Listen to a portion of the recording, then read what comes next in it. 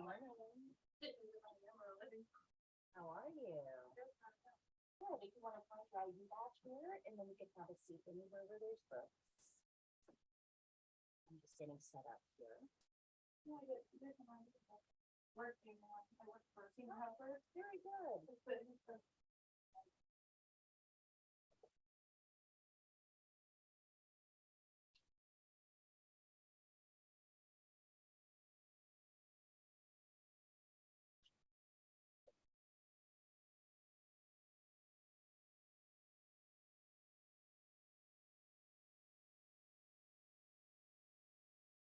give me a few minutes and get it set up.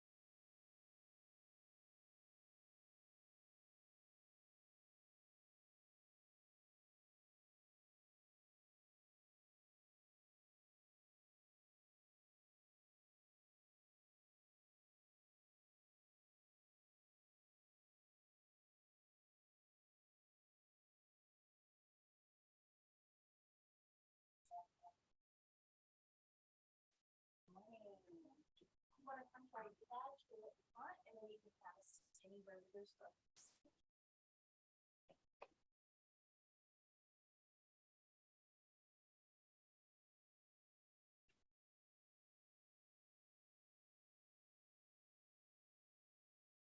We'll get started in about 10 minutes.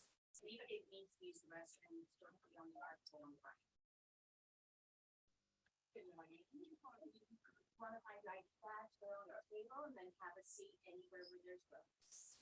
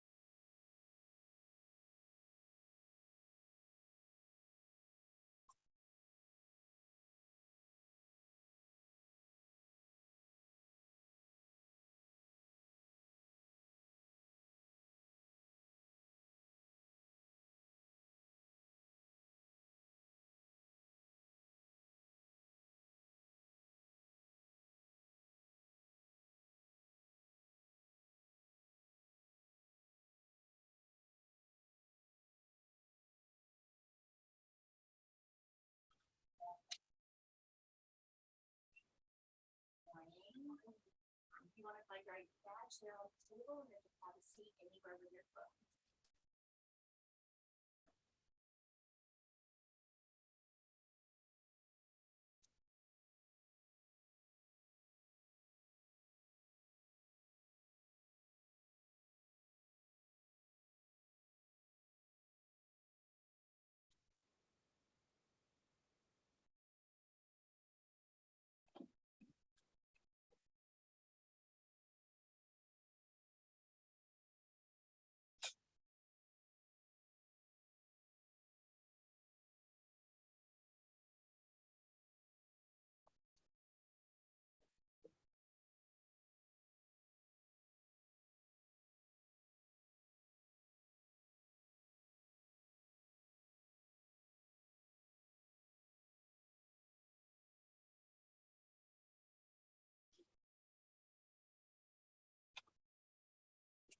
We'll get started in about 5 minutes.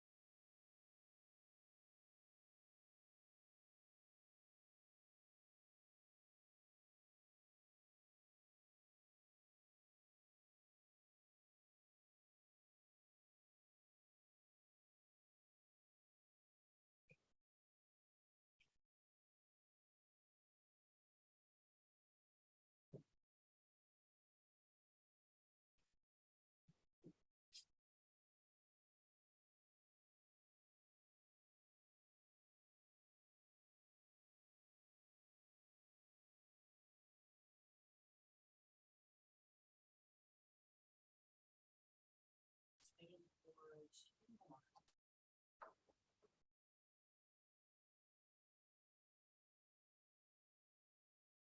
Started.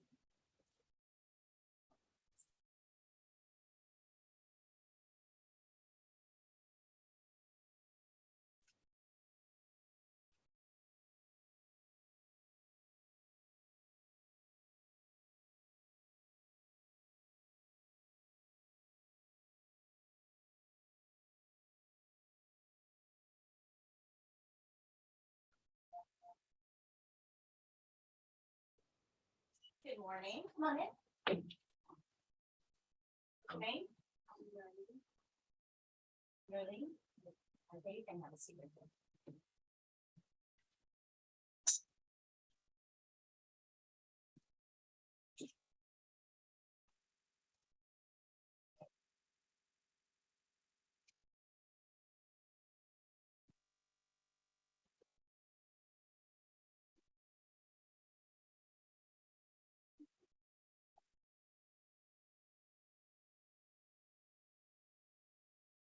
Okay, good morning. Good morning. All right. My name is Patricia. I'm going to be your guide on this journey. We're going to make it super easy, so don't stress. The first thing that I need you to do, because we're going to be sending out wrap-up emails at the end of each class with important information and review material for what we covered in class. So I need you to look at your name, make sure it's spelled right. Look at your email, make sure that it's complete and correct. And if it is, just sign on the line. That way I know that you looked at it and you approved it. If there's any corrections you need to make the corrections in there. Okay, I'll just pass this around.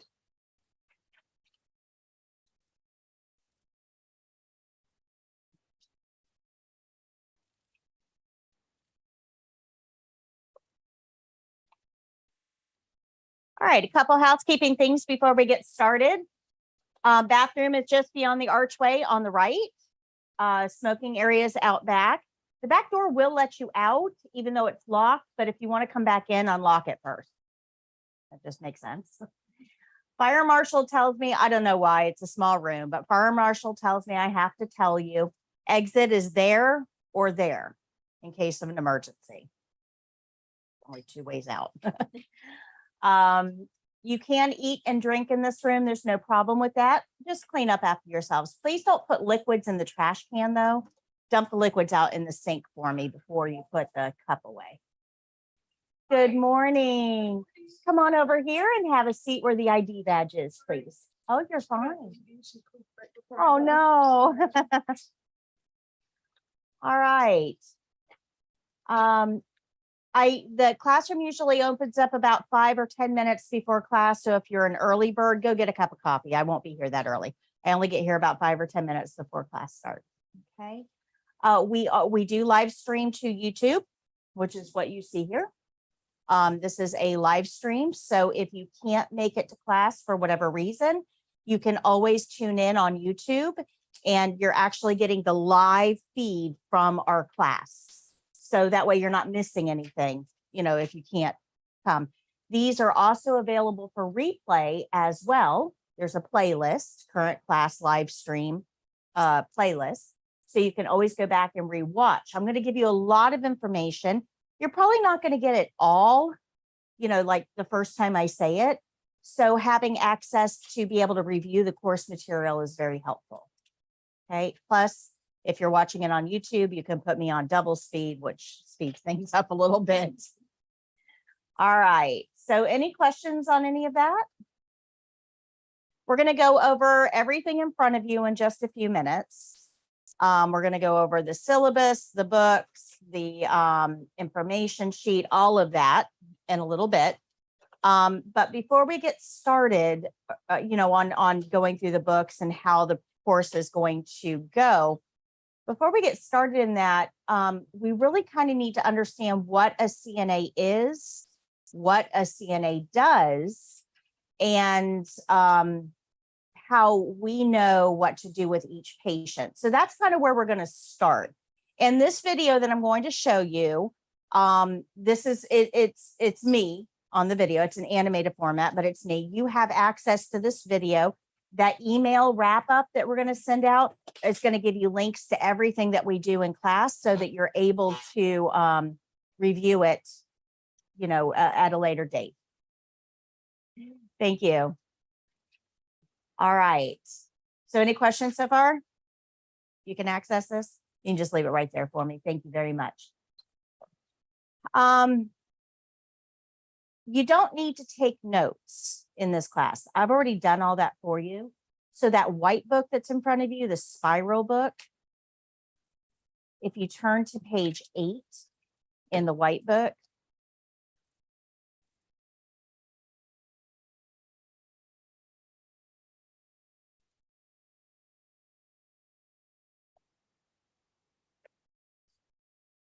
so 8 is talking about delegation. 9 talks about CNA liability. These are topics we're going to be covering. And if you just turn the page to 10, this is the video that I'm going to talk to you about now. or that we're going to watch now. But I need you to be aware of page 8 and 9 because they're going to be relevant shortly. Okay. So you don't need to take notes. All of the content is here.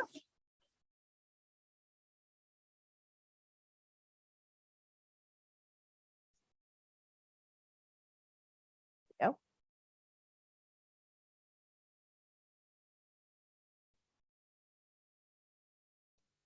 Oh yeah, if you can make sure that your phones are on vibrate for me, that would be awesome. I have a lot to say.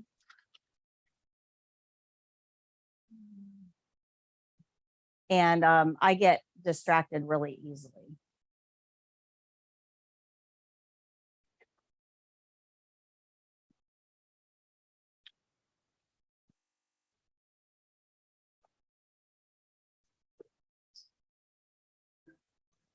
The care plan and the CNA, why it's always about the care plan. A presentation brought to you by foryourcna.com. Thank you for joining For Your CNA's online CNA test prep. We will be preparing you for both the written and skills portion of the exam. This course contains videos, interactive lessons, activities, testing care plans, test registration instructions, practice questions, and much more. This program goes way beyond our skills videos available on YouTube. But in order to pass the test, there is one single principle that you must understand: the importance of the care plan. Without this key, learning the skills is meaningless. You might be able to mimic what I do in the skills later, but chances are you will fail the test because you didn't follow the care plan. So this course will teach you the skills, but you must first learn how those skills need to be done. So come on inside and I'll explain to you how the care plan works and why it is so important to the test. We are sure that you will become great CNAs and you will provide excellent care for our residents. But before you get started, let's review some basics. Does anyone know what the initials CNA stand for? Certified Nursing Assistant? That's exactly right, April. A nursing assistant is there to assist the nurse. You will be receiving all of your instructions from the nurse and must follow their directions. This will probably include taking vital signs and assisting with personal care tasks. But you may also be asked to assist with other nursing procedures as well. It is important to only do the things that you have been trained to do. If you aren't sure how to do something, ask someone for help. It's okay to not know everything. But please don't try to do something that you aren't familiar with. It might harm the patient. In this online CNA test prep program, we're going to show you how to do all tested skills. But that is only the beginning of your education. You will learn way more on the job because every patient is different and will have a different way that those skills need to be done. And that's where the care plan comes in. As a CNA, you will be expected to assist our patients with many routine tasks. Generally speaking, CNAs help patients with things that they can no longer do for themselves. Things like sleeping, toileting, grooming, bathing, dressing, eating, socializing, and activities. Together, these are called the activities of daily living, or ADLs. These are things that everyone does every day for a healthy life. But not all patients will be able to do these things for themselves because of illness or injury. Sometimes people are too weak to go to the bathroom on their own or feed themselves. And that's where you come in. If a patient needs help with any of these tasks, you will be there to help them. But not all patients will need help with all tasks. This is Henry. Henry had a stroke and has right-sided paralysis. And this is Martha. She had a left hip replacement. This is Bob. He has had a recent leg amputation. And Annie has dementia. And they will all require different care. Some patients will need help brushing their teeth, but others will do that themselves. As a CNA, we will help the patients do the things that they cannot do alone, but we will let them continue to do the things for themselves that they can do. How will I know what I'm supposed to do with each patient? I'm so glad you asked, Cassie. As the registered nurse caring for these patients, that's my job.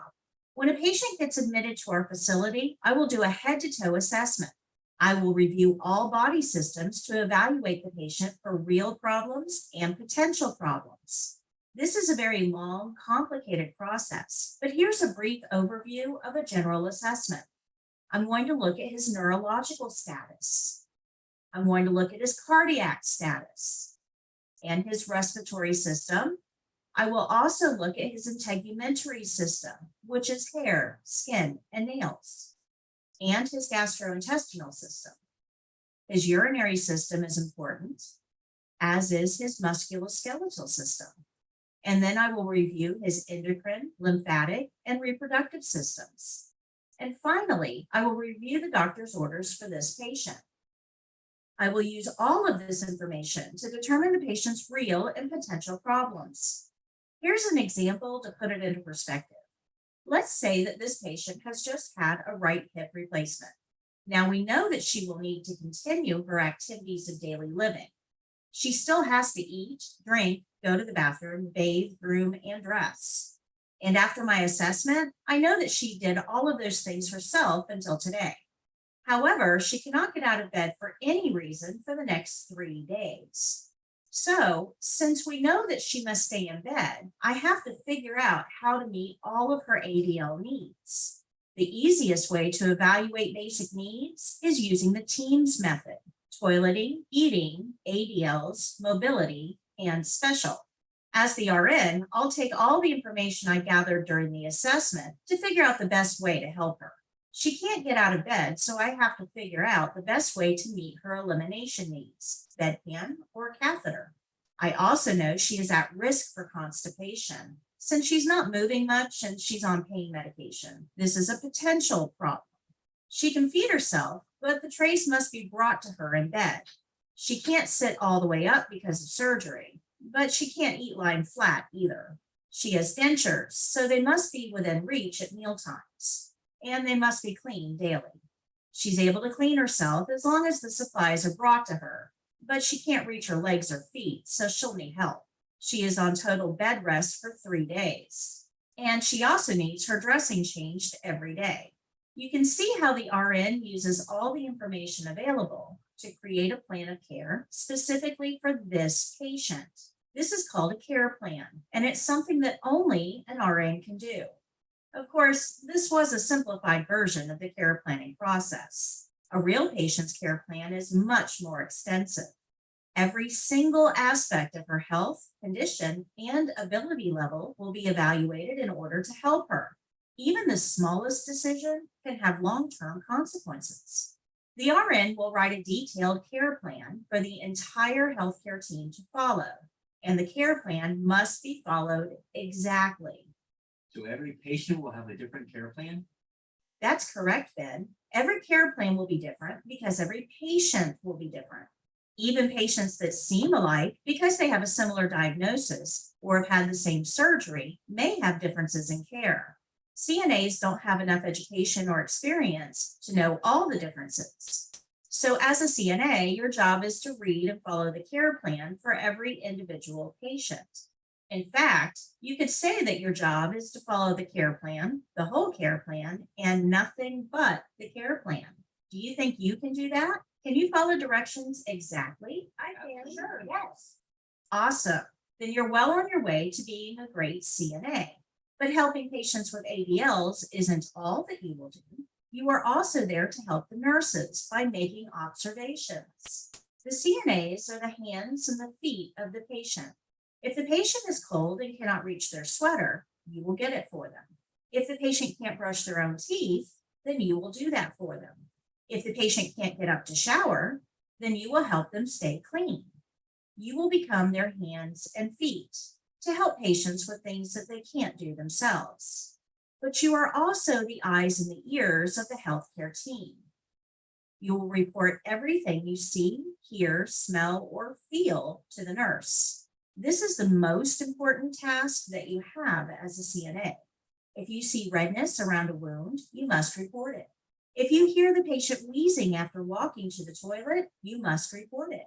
If you feel that a patient's skin appears warmer than usual, you must report it. If you notice that a patient is coughing when eating, you must report it. As a CNA, you will be spending much more time with the patient than the nurse does. So you will be in a position to notice a lot more about the patient. The nurse needs this information to make decisions about the patient's care. Reporting these observations gives the nurse another assessment opportunity. That new assessment may even change the tasks you were assigned to perform. This is called the nursing process, and here's how it works. The RN assesses the patient and develops the care plan. This gives you specific tasks to do. While doing those tasks, you notice things. You report those observations to the RN, and the RN performs another assessment to review the changes in the patient. That new assessment prompts changes in the care plan, and this gives the CNA new tasks to do. And the cycle continues around and around as the patient gets better or worse. This is a continuous process until the patient is discharged. I'm not sure I understand. Are you saying the care plan is going to change all the time? Yes, it could, depending on the needs of the patient. Let me give you an example. The care plan told you to make an occupied bed in room 201. As you changed the sheets, you noticed that the skin on the patient's backside was red and irritated. You notified the nurse, who then reassessed the patient. The nurse decided that the patient needed to be repositioned every 2 hours around the clock. This was added to the care plan as another task for the CNA. Using this model, we can respond to the needs of the patient quickly as their needs change. But it also works for patients that are getting better too. You've been assisting Mr. Hopkins with transferring out of bed and into a chair after surgery, but you notice he isn't leaning on you any longer. You notify the nurse. The nurse reassesses the patient and decides that the patient can transfer on his own now. The care plan is changed, and this task is removed from the care plan since the patient is improving. Doesn't this mean that I'm going to be bothering the nurse all the time? Won't they be annoyed? The nurse should never be annoyed with you for reporting changes in the patient. They are legally liable for every aspect of that patient's care. Since the nurse requires that information to plan the patient's care, they expect to receive updates from you on the changes that you see. But how often you will have to report changes to the nurse will depend on the setting you are working in. Nursing home patients are pretty stable and don't really change all that often. That's pretty common for long-term care facilities like nursing homes and ALFs and even home care. But in other settings like hospitals, rehabilitation centers, and hospice, patients' health can change rapidly. In those settings, nurses and CNAs are going to work closely, and constant communication is required. Since CNAs must follow the care plan and are not allowed to alter it, they can't solve problems. The RN is ultimately legally responsible for the care of that patient. If you have information about the patient that you're not giving to the nurse, the patient can suffer, and the nurse is legally liable for that. Remember, you are an assistant. You are there to help, but the nurse is always in charge of the patient. So all changes, regardless of how minor they seem to you, must be reported to the RN. When the patient is stable, you will not have much to report and may go days without talking to the RN. But if you notice something, then it must be reported, even if you don't think it matters. If you aren't reporting observations, the nurse can't rely on you anymore. And if the RN can't rely on you, then you aren't a good assistant to that nurse. You must report to the nurse everything you see, hear, smell, or feel. Be a good assistant and report all changes and observations. This is the most important job you have.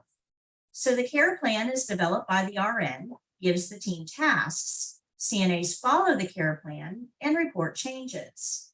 Let's recap what we learned today. Can you tell me how a CNA knows what each patient needs? The care plan. As a CNA, you follow the care plan, the whole care plan, and nothing but The care plan. anything unusual that you notice about the patient, you must report it to The nurse. Great job. For the exam, you will receive a care plan. What should you do? Follow it exactly. That's correct. If you don't follow the care plan, you will fail the exam. It's that simple. Now that you understand the care plan, I can show you how the skills will be done for the exam. But remember, you must always read and follow the care plan. That's a big part of the skills exam. Take the brief quiz below to make sure you understand. See you in the next lesson.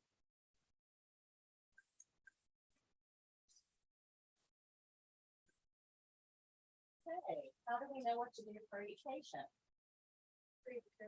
Care plan. So learning to be a CNA is not difficult. Yeah.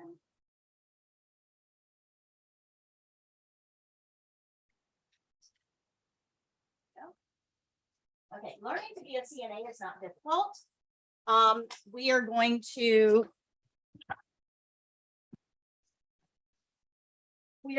get a care plan. Testing one, two, yeah. We're going to get a care plan and we're just going to follow it. It's that simple. So for the test, you're going to get a care plan. That care plan is going to tell you exactly what to do for that patient on the test. But be aware that that's not the way the skill is going to be done on every single patient throughout eternity, because every patient is going to be a little bit different. Does that make sense? So how would you know what to do with each of those patients? Their care plan. So as a CNA, we don't have to make decisions. We aren't solving problems. We're not planning care. That's already been done for us. All we have to do is follow the instructions that we're given. Good? So in reality, it's actually a really easy test once you understand that. And that is what the test is testing you on. They're giving you a piece of paper and they're finding out, are you going to read it and follow it? That's what the test is all about. Does that make sense? Because a lot of people go to the test and they just think they're going to make it up as they go. And those are the ones that aren't successful. Okay, so good. Let's see if we got that. Let's go to page 12.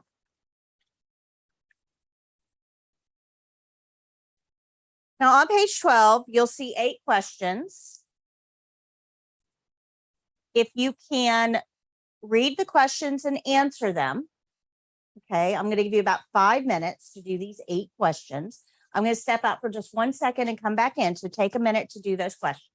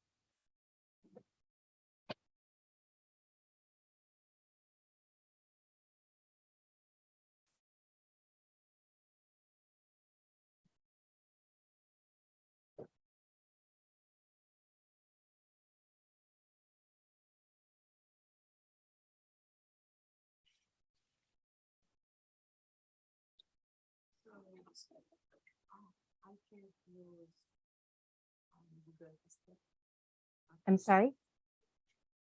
Oh, Google Translate? Okay. All right. You can, I mean, you can use Google Translate, but it's a lot of information. So you're probably going to want to review the video and, translate that. That would probably be the easier way. And we do have quite a few people that join us, with different languages. I speak French and Creole, Okay. or English, I try. Yeah, and that's all you can do is try. Yeah. But like I said, you're welcome to use Google Translate, but it's a lot of information. And the way that I present it is I talk a lot, basically. So it's going to be hard for Google Translate to take, a big paragraph of what I'm saying and translate it in real time. Does that make sense? Because I can't talk and stop and wait for it to be translated. Does that make sense? Otherwise, we won't get through everything we need to get through. But you've got the video, so you can go back and rewatch. And you'll get an email at the end of class today with a link to this video, right? Today's lesson. So you'll be able to review it. Okay. You're welcome. Yeah, and unfortunately, I don't speak French. Yeah. All right. So number 1, you receive the displayed care plan. How far will you walk the patient? What do you guys think? That's it. Why? Yeah, easy answer there. The care plan says, guys, that is the answer to almost every question that I'm going to ask you. The care plan says, right? Why can't we walk until the patient gets tired? Yeah, because the care plan said 10 steps, and we're going to follow that care plan like our lives depend on it. Okay. So number 2, what is required to assist this patient to stand? Yeah, how do we know that? The care plan. You starting to see how important that care plan thing is? Why can't we make the decision that they need a walker?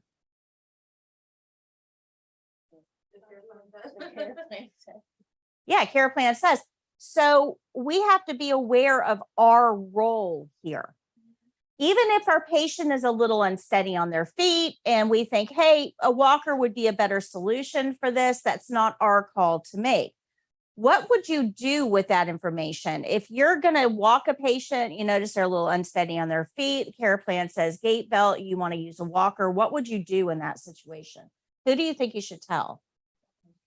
Yeah, the nurse, absolutely. So instead of walking the patient, if you think that they're a little unsteady, you would just stop, go get the nurse and say, hey, I'm supposed to walk that patient with a gait belt, but they're really unsteady. You want to reevaluate that? And then that's their job, right? Because it all has to do with, where'd it go? It all has to do with this. This is our nursing process. So the RN assesses the patient. When they assess that patient, they look at all different body systems, all levels of ability, everything. And then they develop the care plan. That care plan tells us what to do. We do those tasks that are on the care plan and we make observations. And then once we make those observations, we report them back to the nurse. And then the nurse is able to reevaluate the patient. I'll make that a little bit longer. The nurse is able to reevaluate the patient and make changes to the care plan. And that will probably give us some new tasks to do. This activity, this is for you guys at home. This is what we're working on in class right now. It's in the skills book on page 12. I guess it's not going to show back up. I can get it up there. Hold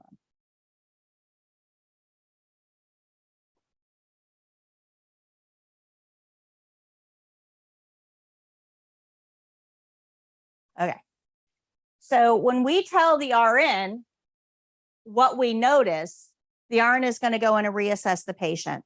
Now, in a perfect world, your RN will go, oh, wow, great catch. Thank you so much. We don't live in a perfect world. Sometimes when you tell the nurse, hey, I'm concerned about this, it may seem like they're not doing anything about it, or in reality, they aren't doing anything about it. You need to understand your liability here. CNAs work under the RN. As long as you are performing the skills as indicated on the care plan, you have no liability. All the liability lies with the nurse. So if you report something off to the nurse and they don't do anything about it, then you're okay as far as liability. It's not going to come back on you, but we have to think a step beyond that. We have to think about that patient. So hold up a second. If I notice the care plan tells me to walk the patient with a gait belt, I notice they're unsteady on their feet, I go tell the nurse and she doesn't do anything about it and tells me just, walk the patient with a gait belt anyway. And I don't feel comfortable with that. What do I do? Now I know it's her liability. It's on her license. I'm not really going to get in trouble because I'm following the care plan and I reported everything that I saw. So this isn't coming back on me, but what kind of an effect could that have on the patient? Yeah, the patient can absolutely get hurt. And do we want that? No. So there's something called a chain of command. Now, chain of command means that I report everything to my nurse.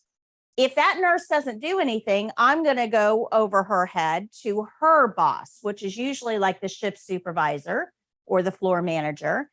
If they don't address it, then I can go up to the assistant DON or the DON or whatever my chain of command is. I would just keep going up, right? Does that make sense? Now, you wouldn't want to call up the facility administrator first and say, hey, care plan says I should walk the patient with a gait belt. They're unsteady. I'm not comfortable with this. That's not really your first line. You have to go through that chain of command. Is that good? But sometimes some situations show up that really there's no clear answer to. And I'm going to give you one that just happened this weekend. No clear answer to. Now, this is an ethics problem, okay? So a facility, long-term care facility, nursing home, changed their policy where they previously allowed smoking on the grounds, then they stopped allowing smoking on the grounds. They had a patient that smoked. The patient was informed, hey, you can't go outside anymore. Can't go outside to smoke. Now, the patient didn't make that decision. They had no control over it. They're stuck in this facility and now, they aren't able to do what they want to do. So the patient says, fine, because he had like a little electric scooter type thing. He's like, fine, I'll go off property. I'll go to the end of the driveway. So they threatened him and told him, if you go off this property, don't come back. He says, fine, I won't come back. So they signed him out against medical advice, or what's called AMA. And he took his little scooter, went to the end of the driveway, went across the street, like into I guess it was like a convenience store type thing, and sat there and had his cigarette. They left him there. Flat out left him there. Overnight, no food, no water, no clothes, no nothing. Now, the nurse was notified.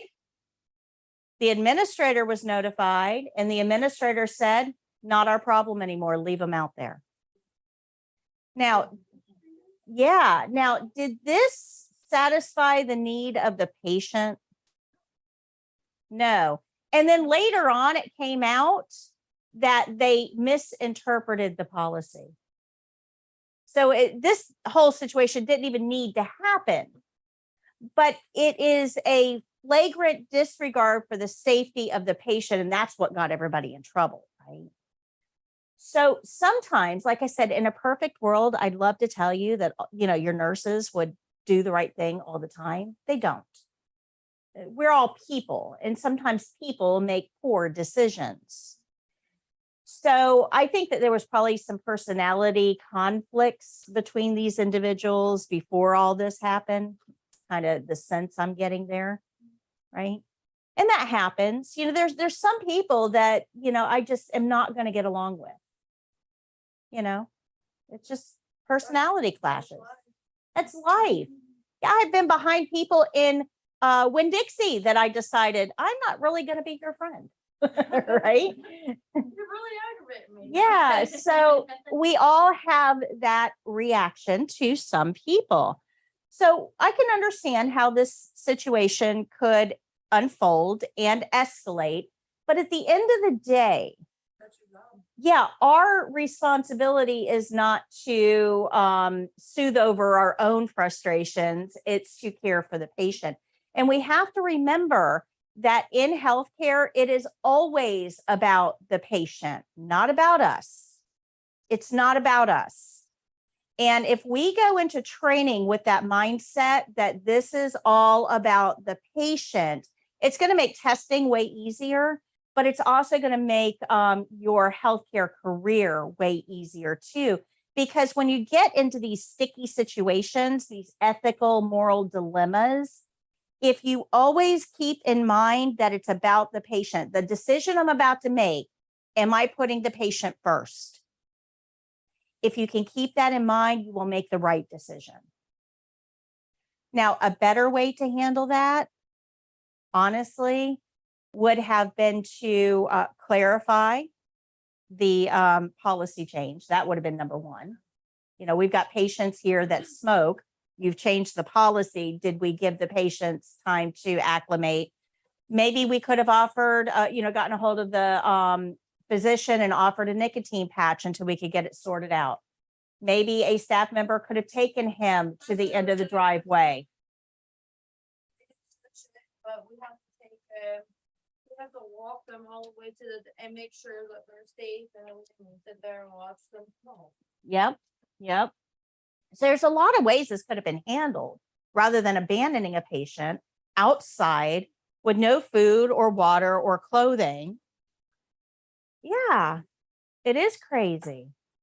So, like I said, sometimes the people that we're reporting to aren't going to make the best decisions. So what would we do in that case? Well, every state has a hotline that can be called. For us, it's the Agency for Healthcare Administration.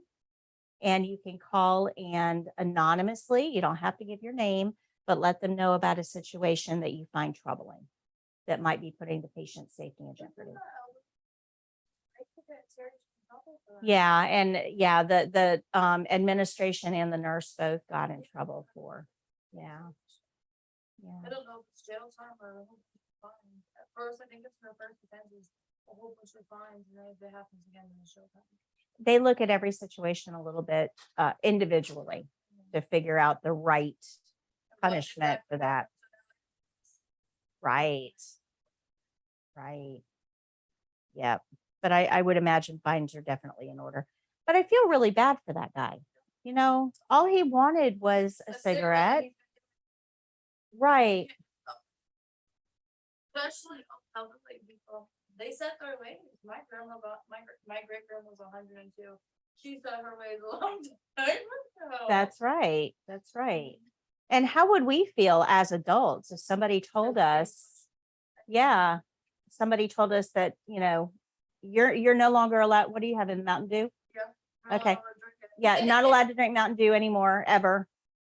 I mean, that's not really my right to tell you. Yeah. So we have to remember that patients have rights and that we can't treat patients like prisoners. Right? Does that make sense? All right, so let's go down to the bottom, these last two questions real quick. You received the displayed care plan. What vital signs are you required to obtain on this patient? What do you guys think? Pulse. Why aren't we doing all of the vital signs? We're there. Why don't we do respirations too and blood pressure? Okay, so the care plan says pulse. We're only going to take the pulse. It's all we need. How long are we going to count that pulse for? 1 full minute. Now, if you know anybody in healthcare, like if you've got a family friend or a family member or something like that in healthcare, they're going to tell you, we don't ever count the pulse for 1 full minute. I mean, that's just like a huge amount of time. We count it for 15 seconds and multiply that by 4 to get our minute reading. And that is perfectly acceptable. Perfectly okay. But not for this patient. Why? Because the care plan says 1 full minute. That's right.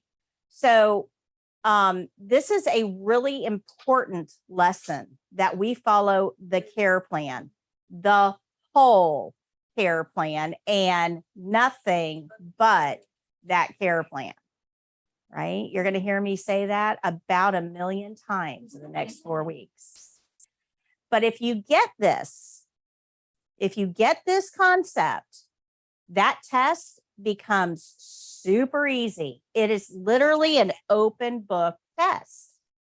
So like, okay, see how it has on here, like pretty much you're gonna say they're gonna give me a piece of paper that says, okay, well, this is your patient, this is the name, this is what you have to do. And then that's pretty much your test. And then you answer the questions from that thing, right? Yeah, wouldn't it be nice if you had the care plans from the state exam? Wouldn't that be helpful? Do you guys think that'd be helpful? Yes. Do you see these care plans? Yeah, that's why I said it. Those are the testing care plans. These are 4 though. We have 20. So I give you 4. Do you want the rest? Okay, I got this. I want the rest. So go to page 17. Oh, yeah. These are the actual testing care plans from the state exam.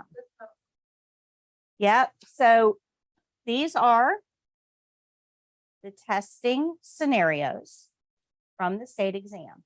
Each one of these, there's a method to this. This is not random at all. Each one of these, there's 11, just like what you have on page 17. There's 11. Each one of these has an ADL skill. You guys remember what ADLs were? Activities of daily living. So a great way to think of an activity of daily living is what you do for yourself every day. You go to the bathroom. Do you brush your teeth? Do you comb your hair? Do you bathe or shower or something? Do you get dressed? Do you get yourself where you need to go? Do you eat? Do you rest? Right? Those are things you do every day. Those are ADLs. Now, in a perfect world, you'll keep doing all of those things yourself until the day you die. That's a perfect world. I want to continue doing all of those things myself until the day I die. But I may not get that lucky. I may need some help now and then. I may need somebody to help me brush my hair. I may need someone to help me to the bathroom. I may need someone to help me while I shower. I may need some help. Those skills are ADL skills. They are personal care, not nursing care. Okay, does that make sense? Okay, so every one of these has an ADL skill on it. Every one of these also has a documentation skill on it. So everybody's going to have to document something for the state exam. So pulse, respiration, feeding, or drainage bag. You will find one of those 4 on every single one of these scenarios. And then the third skill is a mobility skill. This would be like range of motion, ambulate, transfer, turn the patient over in bed, that type of thing. Okay, we're moving the patient somewhere, somehow. So one ADL skill, which is personal care, one documentation skill, and one mobility skill. So every one of these 11 follows that process. Good. And you'll see that on page 17. Now at the top corner where you see the little clock thing, that tells you how long you would have to do that skill set for the state exam. We're going to talk a little bit more about skills timing a little later on in the program next week. Okay. Good. Makes sense? So you have all of the testing care plans in your book. You also have them here when you're practicing. On the back of these are the actual testing checklists. These are the actual checklists that are being used when you take the test to determine whether you pass or not. We're going to talk about the test a little bit later. Okay. So good? Questions?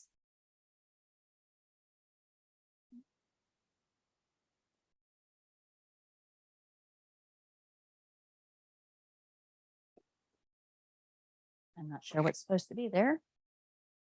There we go. All right.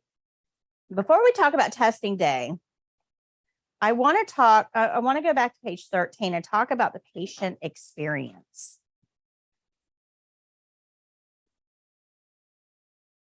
It is perfectly normal during the test for you to focus on you. Perfectly normal. You're the one being tested. You're probably pretty nervous. You got a lot riding on this. You need to get certified and you really don't want to take the test more than once. So your mind is probably pretty focused on you. My job in the next 4 weeks is to get you to stop focusing on you and focus on the patient.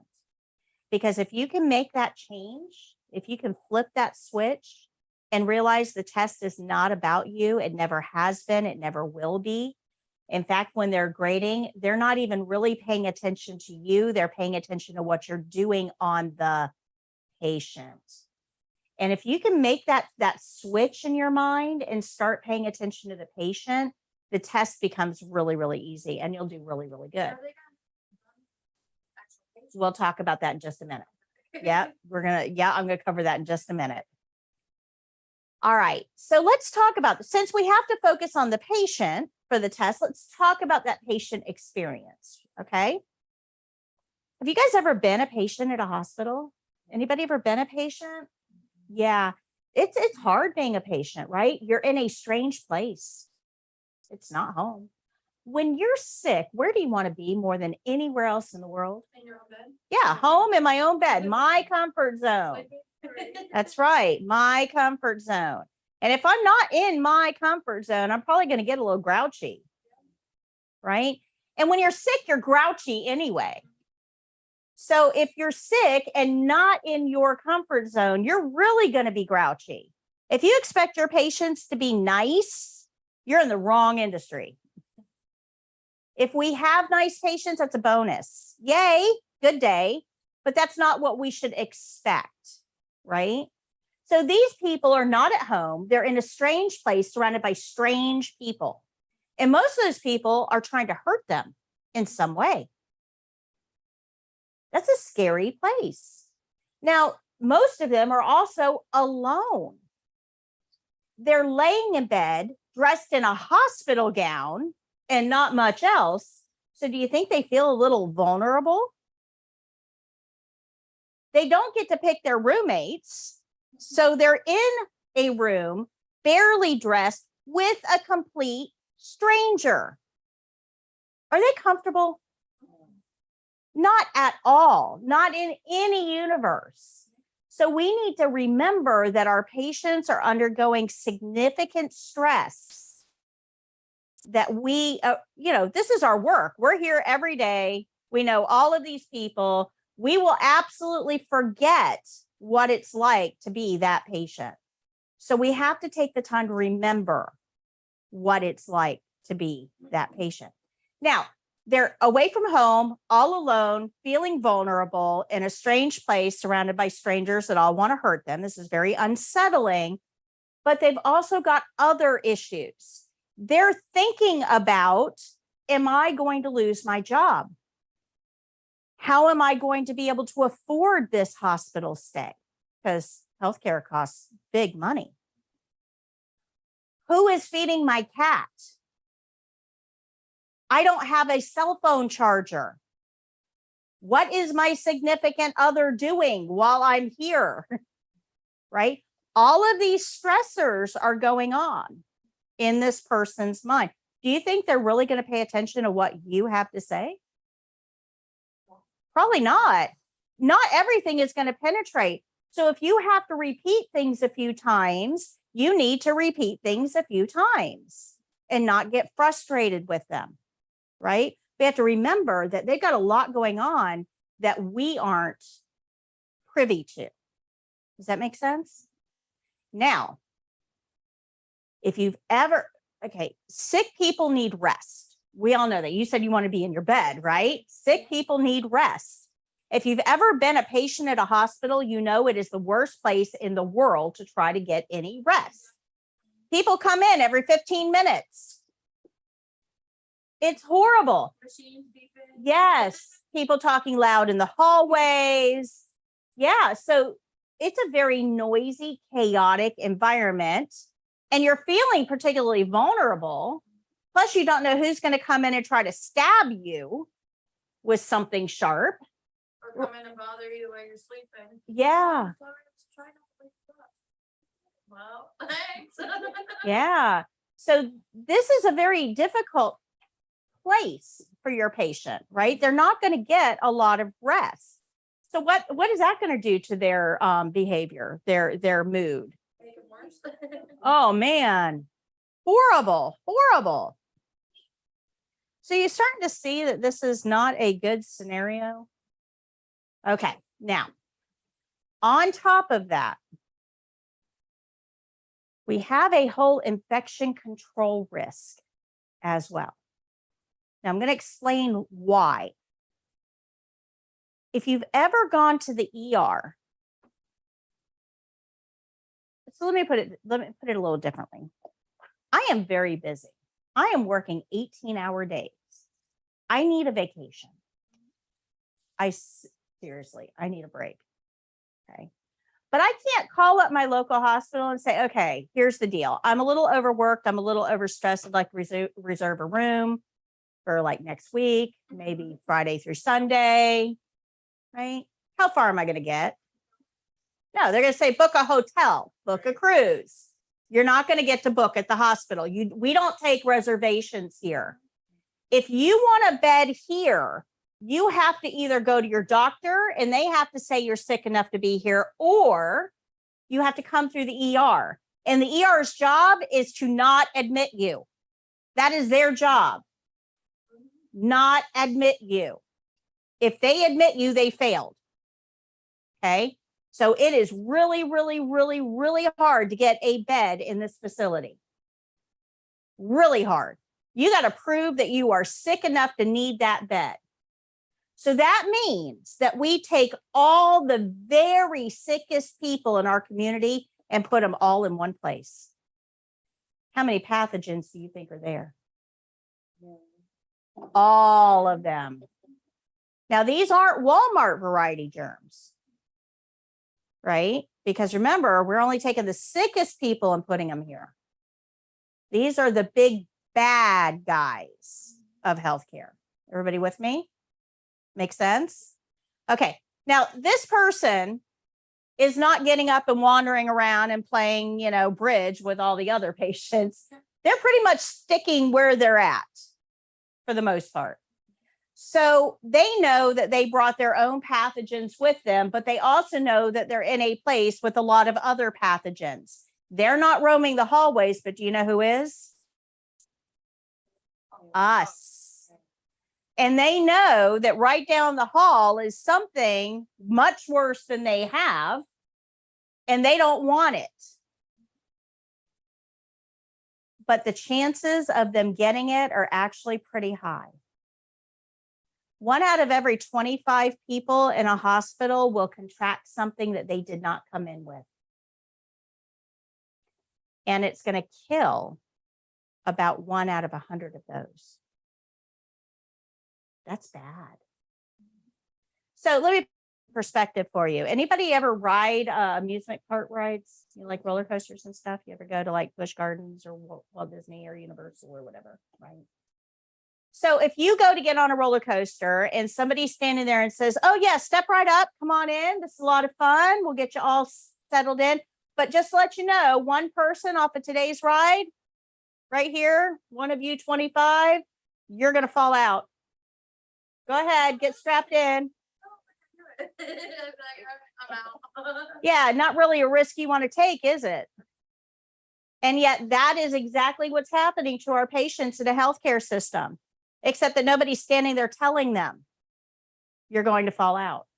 Well, they could be. It could be, but do you think it might be a little worse if you don't know that somebody's going to fall out? If you aren't able to make that decision to not ride, right? So wouldn't it be better though, right? We don't want our patients to feel that way. We want them to feel safe here. So wouldn't it be better if we just fix the ride? That way nobody falls out? That's a better option, isn't it? So that's my job here, is to make sure that you understand infection control so that you're not spreading pathogens from one patient to another. Okay? Because that's how we're going to stop. That's how we're going to fix the ride. That's how we're going to stop that statistic. And you guys make a whole lot more mistakes on that than you realize. We're going to talk about that tomorrow or Wednesday. Okay. All right. So do you guys kind of understand a little bit about the patient experience? The biggest thing to remember is that patients have the right to act sick. They have the right to be grumpy, to be distracted, to not really listen well. Patients have the right to act sick. If you've got a nice patient, that is a good day. But we shouldn't expect it. There was one CNA I worked with years and years and years ago who actually said to me, well, she started it, meaning the patient. Okay, and I'm going to end it because that is a unnatural expectation you have. So let's talk about that. Good. We also need to remember that every patient is different, and what works for one patient isn't necessarily going to work for another. So we have to keep that in mind too, just like we're all different individuals. Your patients are all going to be different as well. All right. So good? Good. All right, let's talk about testing day. So when you go take the state exam, you're going to get, our closest testing center, by the way, is down in Tampa. That's our closest one. There's two in Tampa. There's one in St. Pete. There's one in Ocala. We don't have anything here in Hernando County. There used to be one in Pasco and Trinity, but they closed that one down. So they're usually in larger metropolitan areas. So when you go to your testing center on testing day, you are going to be there with 7 strangers. You're not going to be testing with the people in this room. Every person is going to register independently. So you will be testing with 7 strangers. Okay. So when you go into the testing center, you're only allowed to take with you your keys, 2 forms of ID. One of them has to have a picture. The other one has to have a signature. So a picture would be like a driver's license, a military ID, a passport, something like that, that's non-expired. That's a big thing, non-expired. And the one with a signature can be a bank card that you signed the back of, your social security card, your driver's license, your passport, all those things that have signatures. The names on both of them have to match. Just kind of makes sense. We're trying to prove you're you. So you take your keys, your 2 forms of ID, and your test admission letter. Now you can just take a screenshot of it when you get it via email. That will work too. But everything else stays out in your car. So your study material stays out in your car. Cell phones really should stay out in the car. If you take it in with you, they're going to lock it away for the whole testing day. So they don't allow any electronics in the testing center. Makes sense so far? It's a test. It just makes sense. So when you go in, they're going to look at your IDs, make sure you are you. They're going to put you in a waiting room. They're going to ask if you have any medical conditions that would prevent you from testing. And then they're going to disappear. Now in Florida, most of the time we have 2 RN evaluators, but right now, because they're a little short staffed, there are times they only have 1. But 1 or 2 doesn't really matter. They're going to disappear for a little bit and you're going to wonder, where'd they go? What's taking so long? I'm ready to start. What's going on here? So after about 20 minutes or so, they're going to come back and they're going to break you up into groups of 2. Now, there's nothing random about it. They don't just point at 2 people and say, you guys are grouped together. Nothing random about this at all. And I'll explain why in just a minute. But they're going to break you up into groups of 2. And for our purposes, I'm just going to make this easy. So you guys are group 1. Don't go anywhere. You guys are group 2. You're going to have about 45 minutes to an hour to kill. So you don't have to stay in the waiting room. Remember, in the waiting room, you can't have your phone. You can't have study material. There's nothing to do but stare at the walls. You can go out to your car, though, where you can have your phone and your study material and stuff like that. You can also go to Dunkin' and get an iced coffee. So just be back in about 45 minutes. Group 3, you've got about an hour and a half to kill. So target clearance shopping, get your mind off of the test for a minute. And then group 4 over there, they've got about 2 hours before they have to be back to test. So Chili's, 2 for $1 margaritas. We'll see them in a little bit. Right? So group 1, you are going to be taken into the testing center. Now, most of the time they do the skills test first, then the written. Sometimes they'll do the written test first if they have a lot of repeat people that are there for another attempt at the written, just to get them done and out. But most of the time it's skills. So they're going to take you 2 into the skills center. Now, in a testing room, if I put a wall right here with a door in it, this would be your testing center. It's private. There's wall, door. All of these people can't see what's happening inside that room.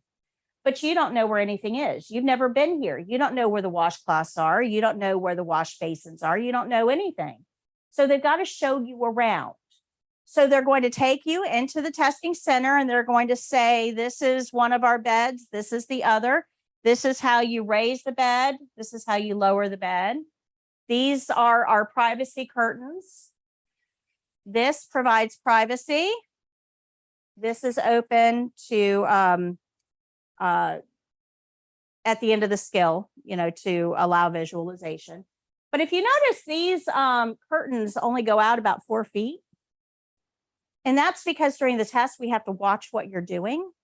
So the curtain is not going to go all the way around the bed. We're just showing that we would provide privacy. Okay. They'll show you where the hamper is, where all of your clean supplies are, where your 3-drawer cabinet is, what they're using for a call light. They're going to show you all of that. And then when they're all done showing you where everything is, they're going to pick one of you to go first. And I'll pick you. Okay. So the computer, give me a number 1 to 11. 7. The computer randomly picks skill set 7 for you. And the evaluator can't even trust that you know how to read. So they're going to read this to you. No, they read it too. They read it to you. So your 3 skills are feeding a resident who's in a chair, providing hand and nail care, and ambulating a resident using a gait belt. So once they read it to you, they're going to hand it to you. There you go. And you get to read that on your own. And you can refer back to that anytime. You can be in the middle of a skill and not remember something. And Stop and go back and look at that care plan. It is yours throughout the entire test. Okay. So remember I said it's an open book test. Yeah, there's your care plan right there. There's your open book. But you need somebody to do those 3 skills on. You're feeding, you're doing hand care, and you're ambulating. These are skills that can't be done on a mannequin because the mannequin doesn't chew and swallow, right? The mannequin doesn't walk. You need somebody real. You're sitting around with nothing to do. So you are going to become the patient for her to do those 3 skills on. Now, when you're the patient, you're going to get very specific instructions. Those instructions are going to tell you to be you, not a 90-year-old version of you. Be you. Don't overact this. We're not trying to go for an Academy Award. Be you.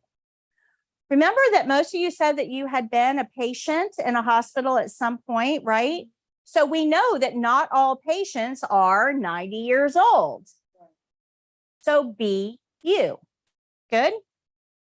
You're also going to be given a script to follow. They're going to tell you what to say and what to do. Follow those instructions.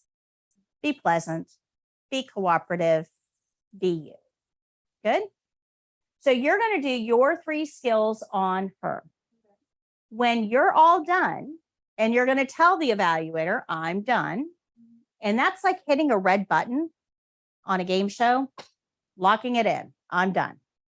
When you're all done, she will get a care plan set that's going to be a different set.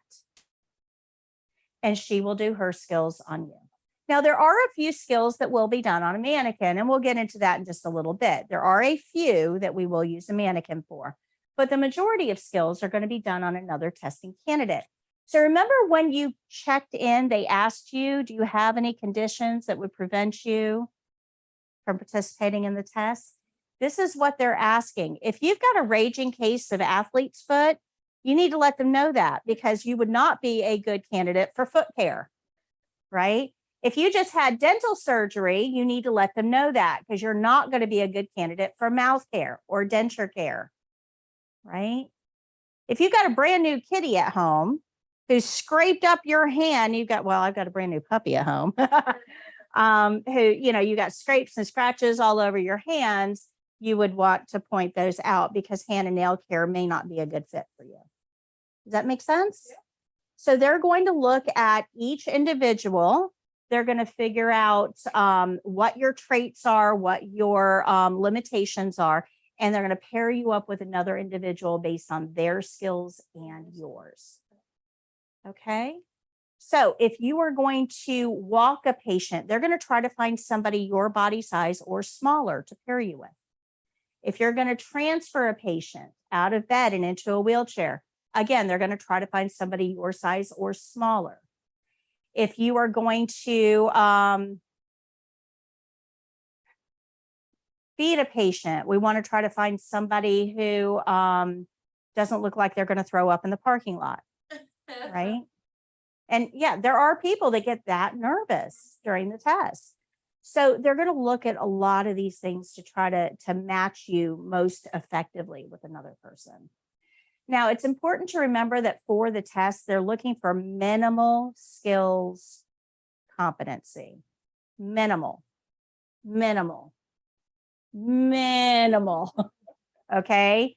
If you are expecting a super hard test that they're going to try to trick you and cause you to fail, that is not what this is. They are simply trying to find out, do you have the skills it takes to care for a patient without killing them on the first day?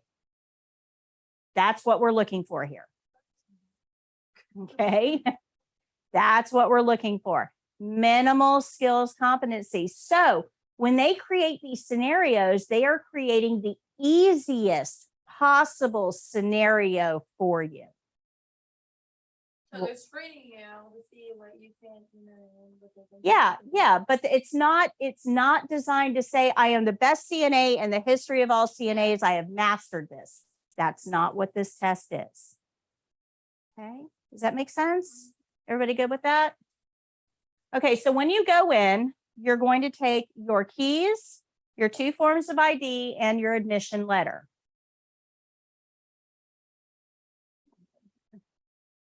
So there are 3 rooms in most testing centers. There's a waiting room, there's a clinical skills room, and there is a computer room for the written tests. So usually there's 3 different rooms in the testing center.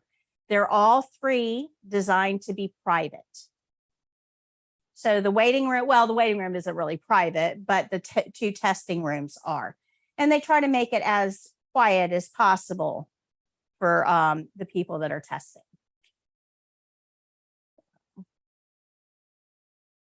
So this is a graphic that shows when you go, you're going to go with 7 different strangers, and they are going to pair you up into groups of 2.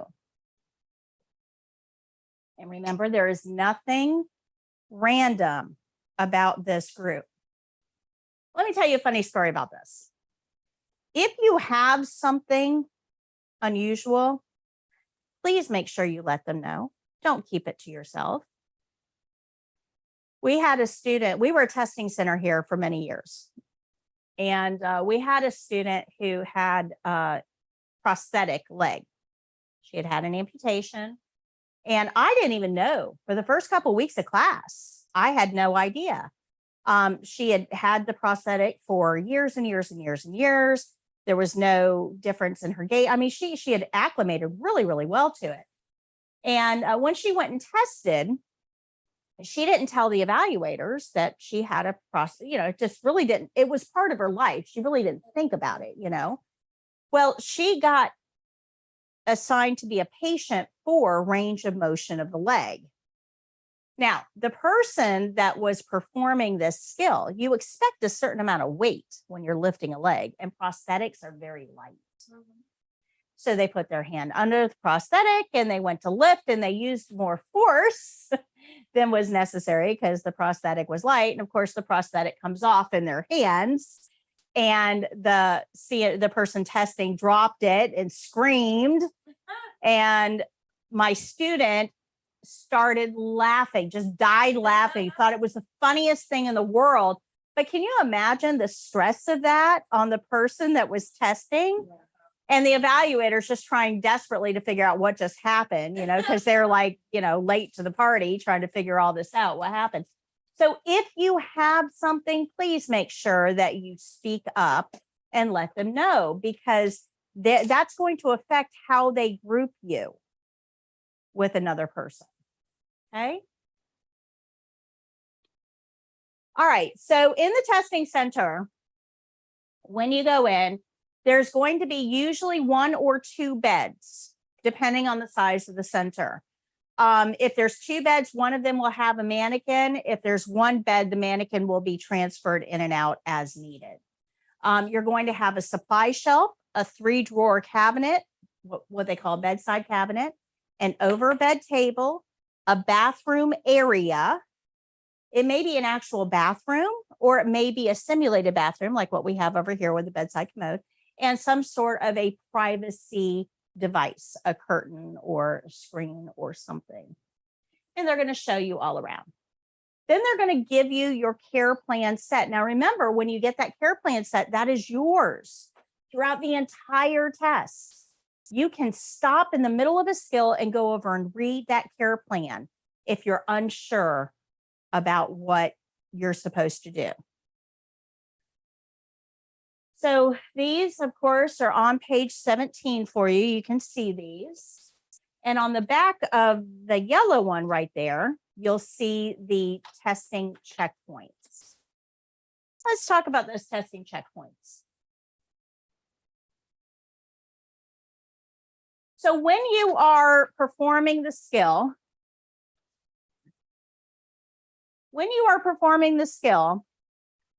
the evaluator is going to stand there with a clipboard and a checklist. This is the actual checklist. This is the real one that they use, the actual one. This is just a snippet of this, right? So as you do the steps, they're going to put a check mark for everything that you did correctly. If you don't do it correctly, if you do it wrong, no check mark. If you don't do it all, no check mark. So the only way to get a check mark is to do it correctly and completely. Okay, does that make sense?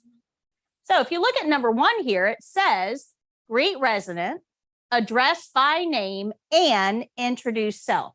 So if you miss any of those, are you getting a check mark? No, there is no partial credit. Okay, no partial credit. So we need to learn these skills in a way that keeps us from making those mistakes. And that's what I'm going to do with you, is to make sure that you understand how to do these particular skills in a way that you get all of these check marks. And you're not really going to have to think much about it. Okay, I'm going to make it easy. So if you get a check mark, that means that you did the step properly. No check mark means that you missed something or you did something wrong. Anything without a check mark is called a deficiency. Now, at the end of the test, you're going to get a printout and it's going to list all of your deficiencies on the state. So everything without a check mark. It's not enough just to pass the test. I want you to read your feedback to learn what you did wrong so that you can perform better next time, right? CNA is not a game of good enough. Because guys, if I'm the body in the bed, I want you to have a perfect score here, right? Because everything that you miss, while you might have passed, is probably going to put me in jeopardy. Good? Make sense? Okay, so once you get done with the skills, you're going to have a written exam. It's 60 questions. You're going to have 90 minutes to do a 60-question test, which is plenty of time. I've got a ton of resources to help you on the written.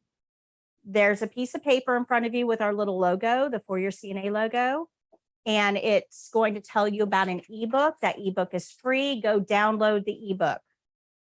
Go download the ebook. It's free.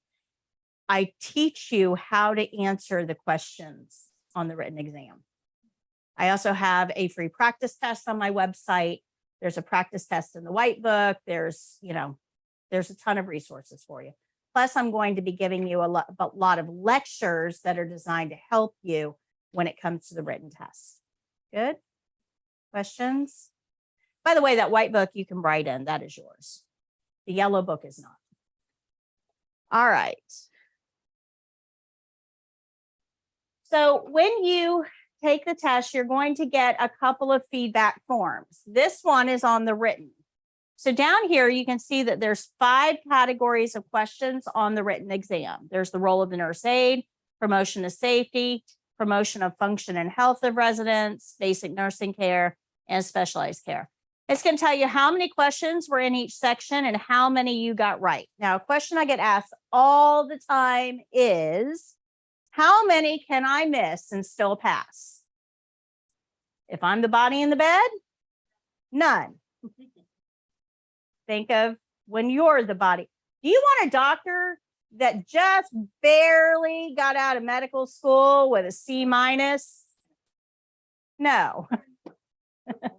Yeah, that's right. And yet, do you know what we call doctors that just got out of medical school with a C-? We call them doctors. Think about that. Yeah, you probably want to see the transcripts of your next doctor. Yeah, but good enough is not good enough in medicine, not if I'm the person that you're taking care of, right? So the answer to that question is a little bit more complex, okay? There is no specified score, like you can miss 14 and still pass. It doesn't work like that on the state exam. Each one of these categories has to be passed. Each one. So if you've got a category with only 7 questions in it, and you got to get at least a 75, that means if you miss 3 questions out of that category, you have failed. So if you fail like let's say if we fail one subject, you have to pay for it all over again? You do, but you only have to retake the portion that you miss, either written or skills.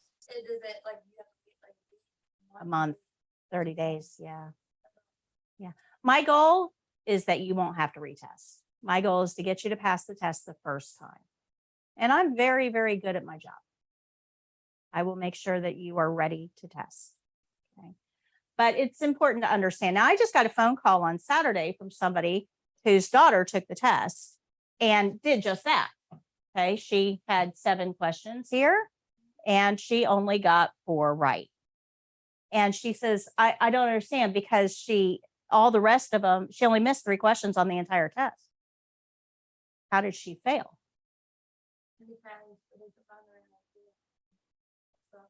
Yeah, it's horrible. You only missed 3 questions, but they were all important questions. Now, on top of that, we're going to talk a little bit more about this later on in the program, but there's a special type of question on the state exam that if you answer it the wrong way, it automatically fails you because it puts your patient in immediate jeopardy.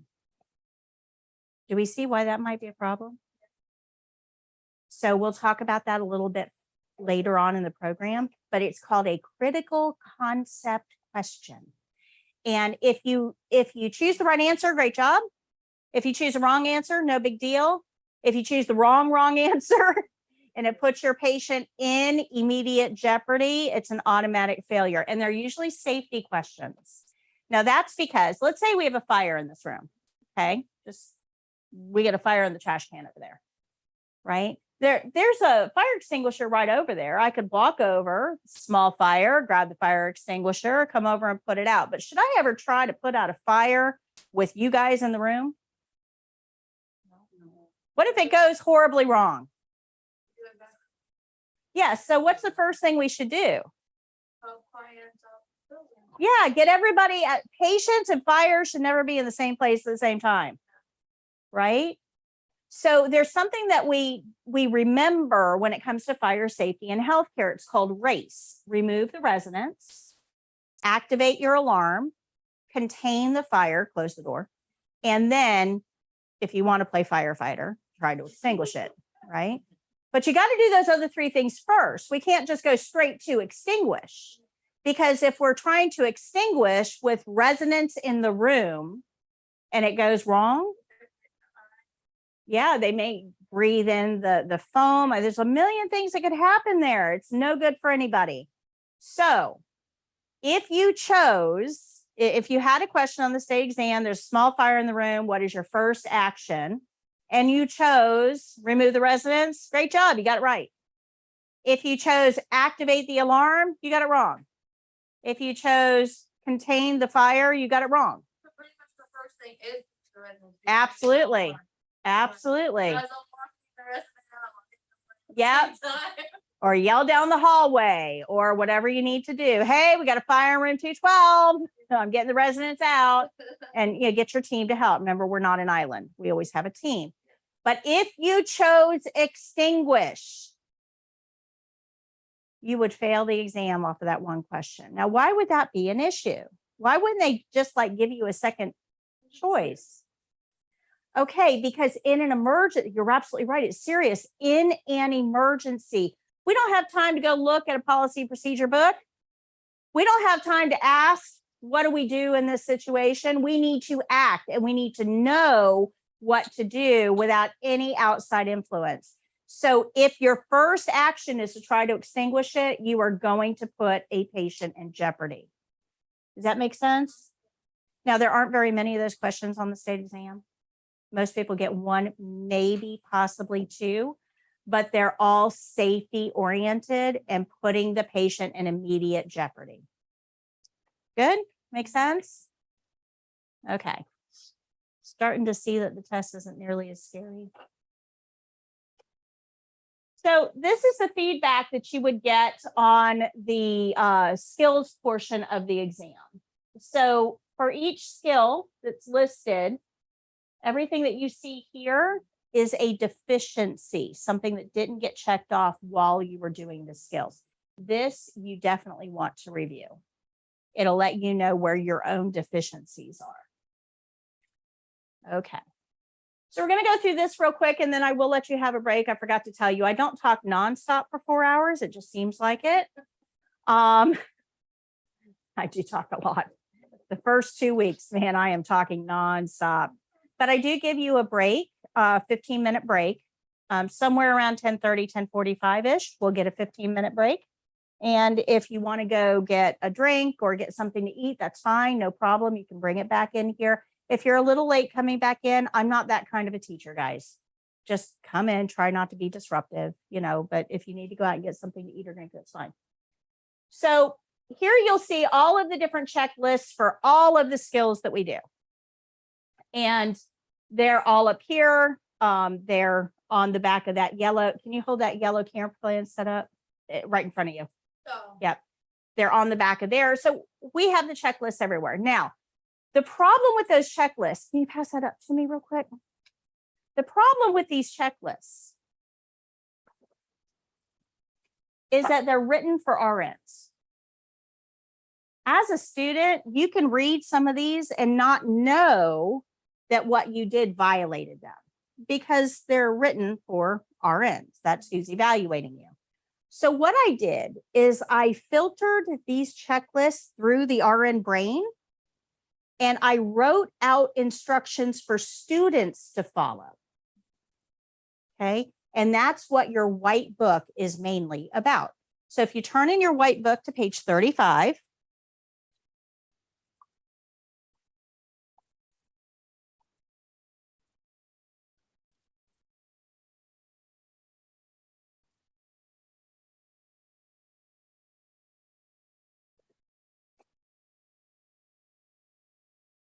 you'll see step-by-step instructions.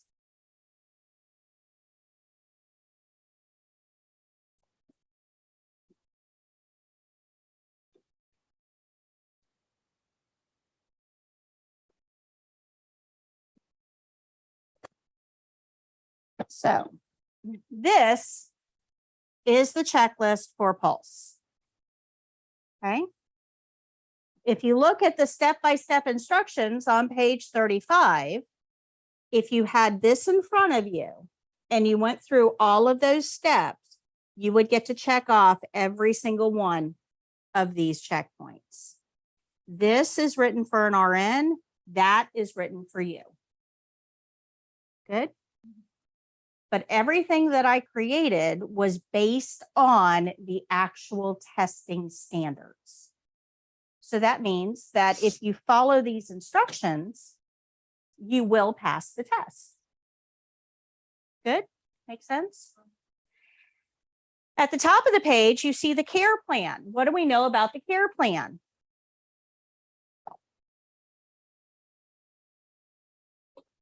What do we do with a care plan? And follow it. Yep, follow it exactly. So this is the testing care plan at the top of the page. So we're going to read it and we're going to follow it. Follow it. Absolutely. Below that are your supplies, tells you what you're going to need to follow the care plan. And then you've got step-by-step instructions. So here you'll see this is 16 steps. Now you can take this book home to any live human that you have lying around. I try to find a live one. Dead ones won't help you a whole lot. So find a live one. Hand them this book and say, read these steps out loud to me. So they read it and you do it. They read it. And have you ever learned something in school and the teacher tells you, go home and practice? And you're like, but I don't know what I'm doing. How do I even know if I'm practicing it right? That doesn't practice without feedback does not help you at all, ever. You need some sort of structure to practice to be able to be effective. And that's what this book does. If they read these steps and you do them, you're always making sure you're practicing the right way. Now, after you've done it once or twice, you don't want them to read it. Now, what you want them to do is watch you, and then they can check off those steps or let you know, hey, or when you get stuck, hey, the next step says to whatever. So you can actually get a prompter at home to practice. And then eventually you can have them use this step-by-step instructions to check you off before you ever get to the test. Good. So in here, the first 2 weeks, we don't have practice time because I've got a lot of stuff to train you on, right? I've got to develop a foundation first. But starting in week 3, we're going to have practice time. And the best way to practice is in groups of 3. So you would be the patient, you would be the CNA, and you would have the book reading along to make sure that she's doing the steps right. Okay. Groups of 3 is the best way to practice. And doing that, all 3 people learn. Okay. Does that make sense? Good. All right. Now at the bottom of the page, you'll see test specific information. Now this tells you for somebody with your level of experience, how long it should take for you to do this particular skill. Who you're going to be doing this on. Remember I said most skills are done on another live testing student. So that's what you see there. But keep your hand there and go to page 86.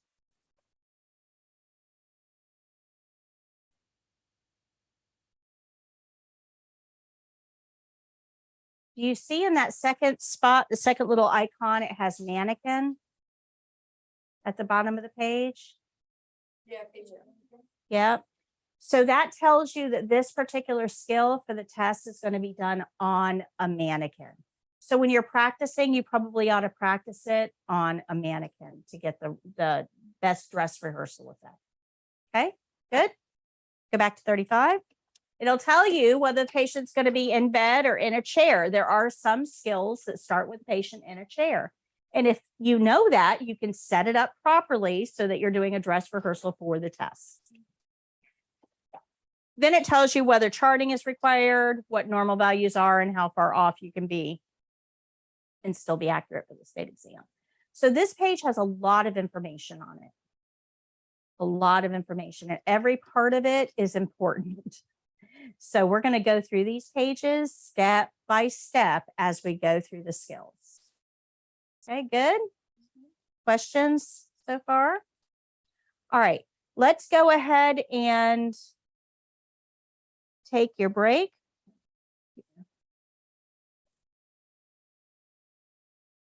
Okay, let's go ahead and take your break. Come back at 10 till. I'll give you just a couple extra minutes. Come back at 10 till. And then we're going to get into how we're going to learn the program.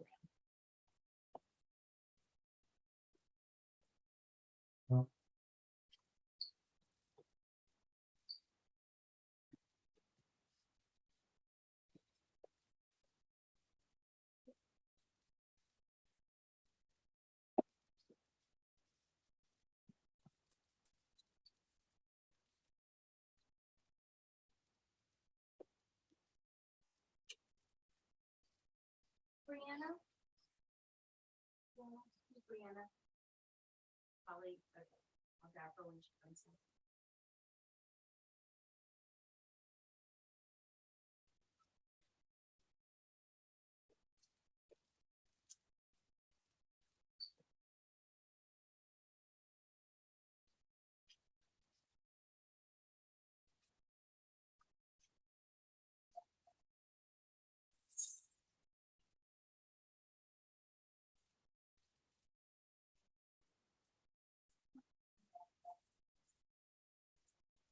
Thank you.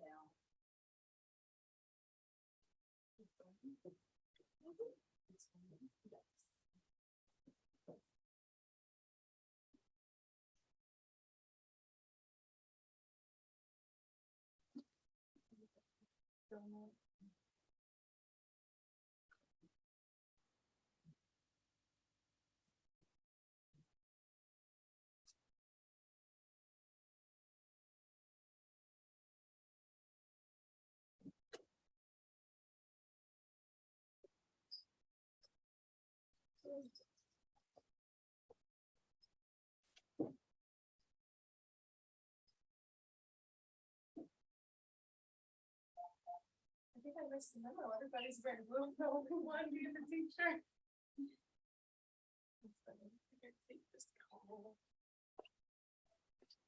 No, no, motherfucker. What's your coffee?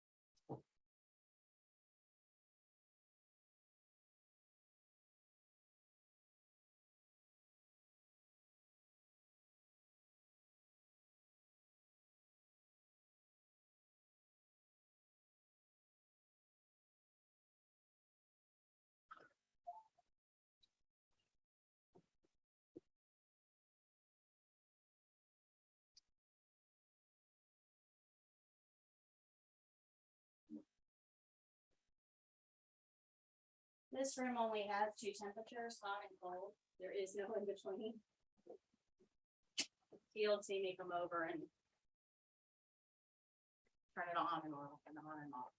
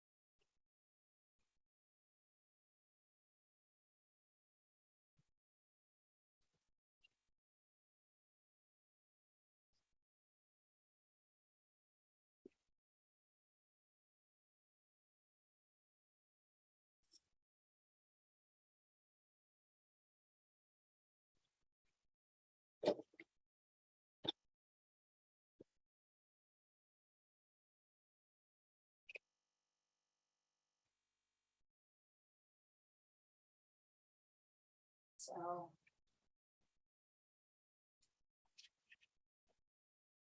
Take one. Take one.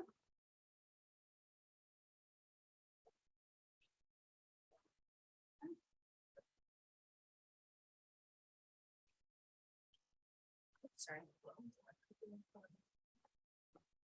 Okay. And then that one yours. Thank you. All right, so this is an activity we're going to do together to learn how these principles that we're going to be learning in the course all work together to create skills. So we talked about page 35 earlier, right? And on page 35, we saw that there were 16 steps to the pulse. Now that's a lot to learn, right? 16 steps, that's just one skill. We have 20 of them that we have to learn. So if we're learning, 16 to 30 steps per skill for 20 skills, that's a whole lot to learn. We don't want to learn all that, do we? So I had to figure out a way to make this a little bit easier. And what I learned as I was putting the program together is that a lot of these steps are repeated over and over and over and over again.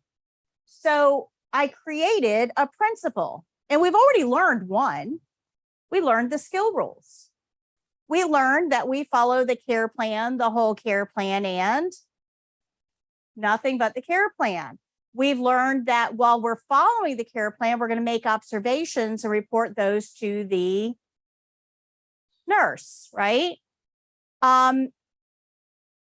So that is for every single skill. That never ever changes. It's always the same.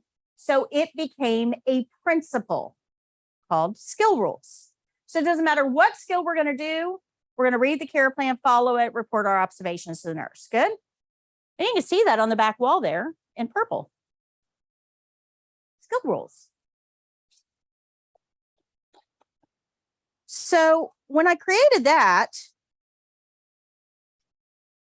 I then wondered, well, are there any other things that are repeated? And I started looking through all of the different checklists that there are, and I noticed that every skill starts the same way. And can you hold your green one up? This is the opening. Every skill starts the same way. So if we learn this, right, and we repeat it every single skill, now we don't have to learn those steps for every single skill because we're just going to repeat something we already know. Good? Okay. And then I realized, well, wait a minute. Every skill doesn't just start the same way. They all end the same way. So can you hold up closing? Right? So we have skill rules, which is purple. We have the opening and we have the closing. And we are going to learn these today. We already learned skill rules. We're going to learn opening and closing today because every skill ends the same way. And then we have glove rules, which we're going to learn on Wednesday.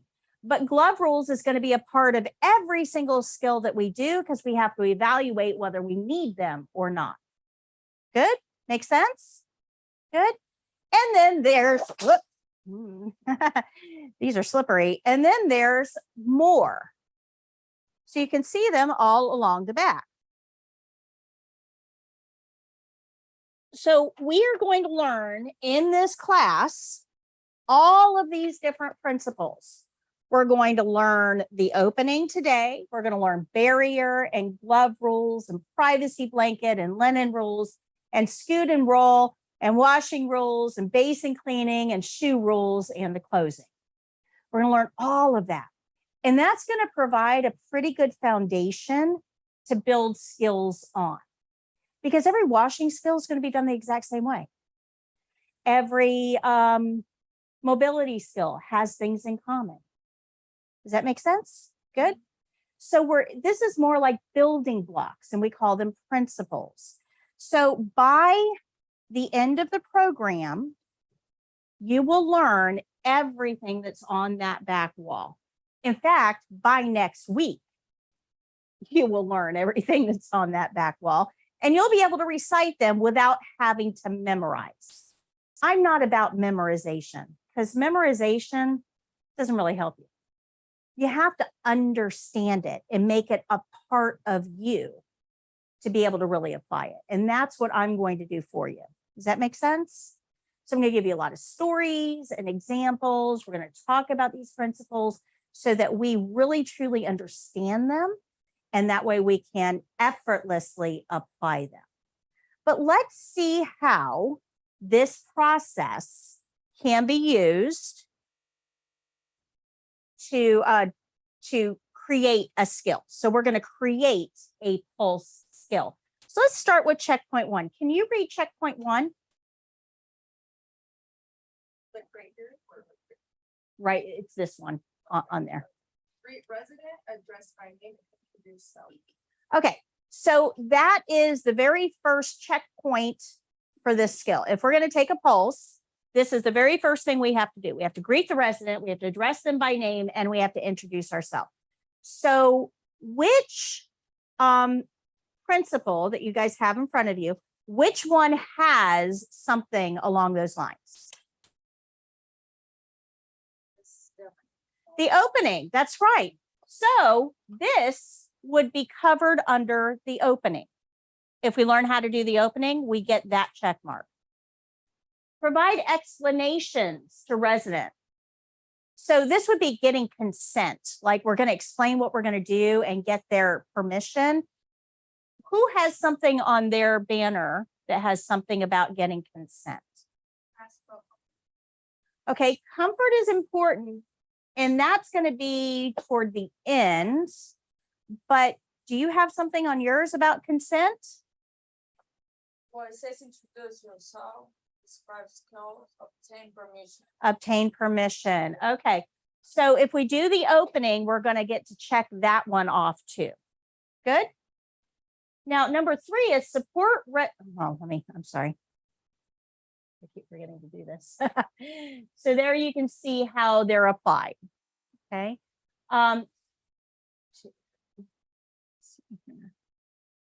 Okay, number 3, support resident's arm in a manner to avoid dangling while taking the pulse. Who has something like that? Supporting resident's arm. Okay, so that would actually be under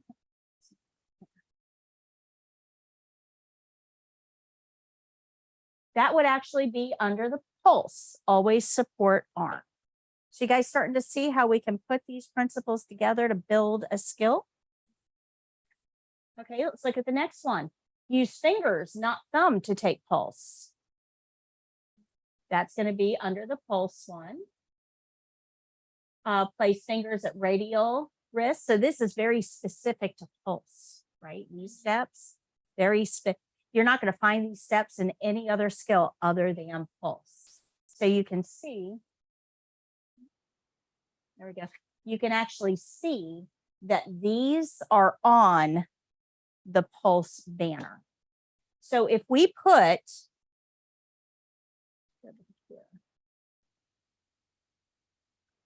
go back one. Okay.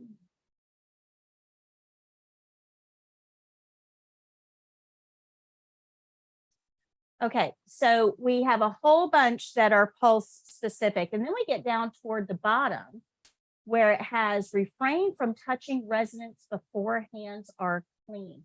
When do we think that should happen? Okay, or during the opening, right? During the opening? I think that that should happen during the opening. So do you have anything on your opening about wash hands? Okay. And then we have in skill with clean hands. So we wash them before we touch the patient, but then at the end of the skill, we have to wash them again. Do you have anything on the closing? Okay. So document and wash hands. So good. Now we come to that comfort. So we thought we were done, right? We're not. We have more checkpoints here. So ask resident about comfort. So did you have something about that, about comfort? Redo these slides. I'm missing some of my graphics. Announce self or knock before entering room. Do you have that? What's the very first thing at the top of your opening? Oh yeah. Knock. Okay, so I want to stop there for a second. We're going to talk about this in detail today because we're going to learn this whole all of these steps in just a few minutes. We're going to talk about this in detail, but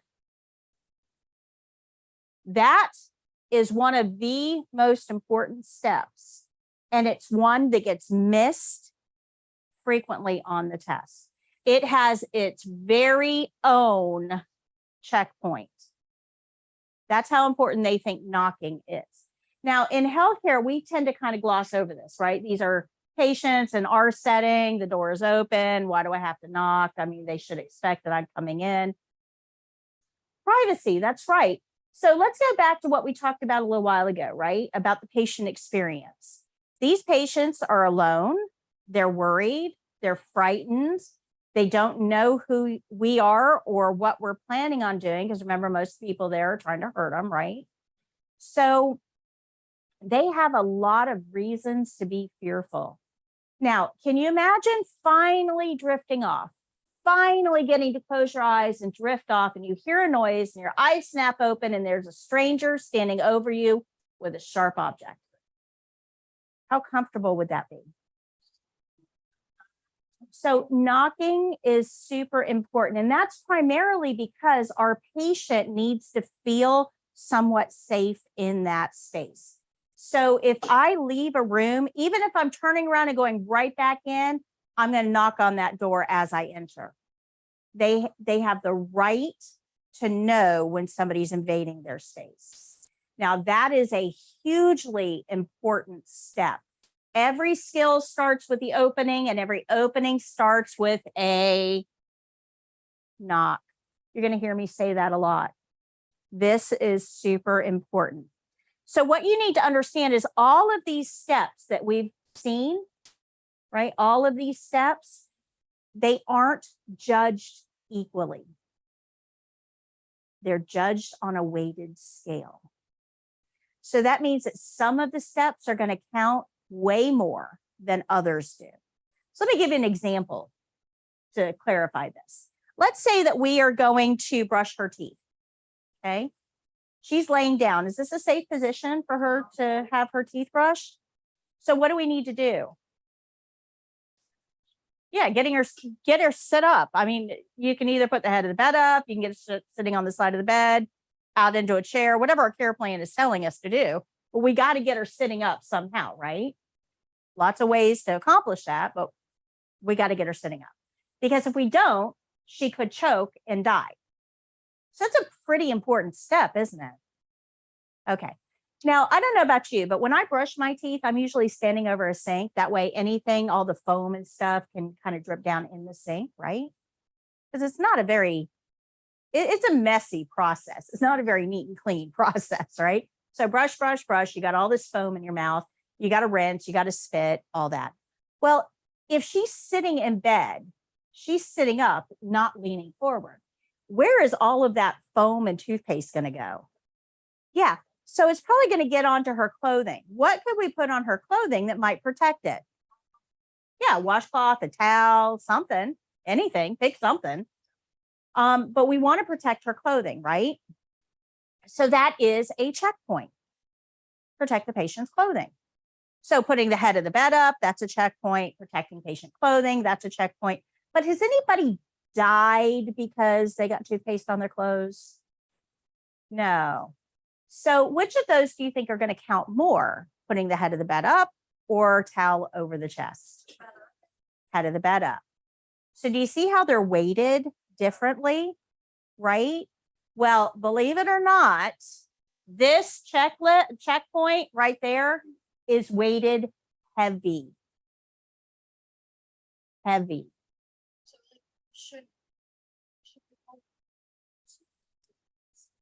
So for the test, we're going to get to that in just a second, but for the test, we're going to use Mr. or Mrs. Jones. Just one name. Yeah, one name accomplishes everything for the test, Mr. or Mrs. Jones. Okay, that way we're not having to learn different names or anything. You're nervous for the test. Mr. or Mrs. Jones is fine. But I'm going to tell you something in a clinical setting. Our society is very informal, right? We tend to call each other by first names. There's not a lot of, pomp and circumstance, right?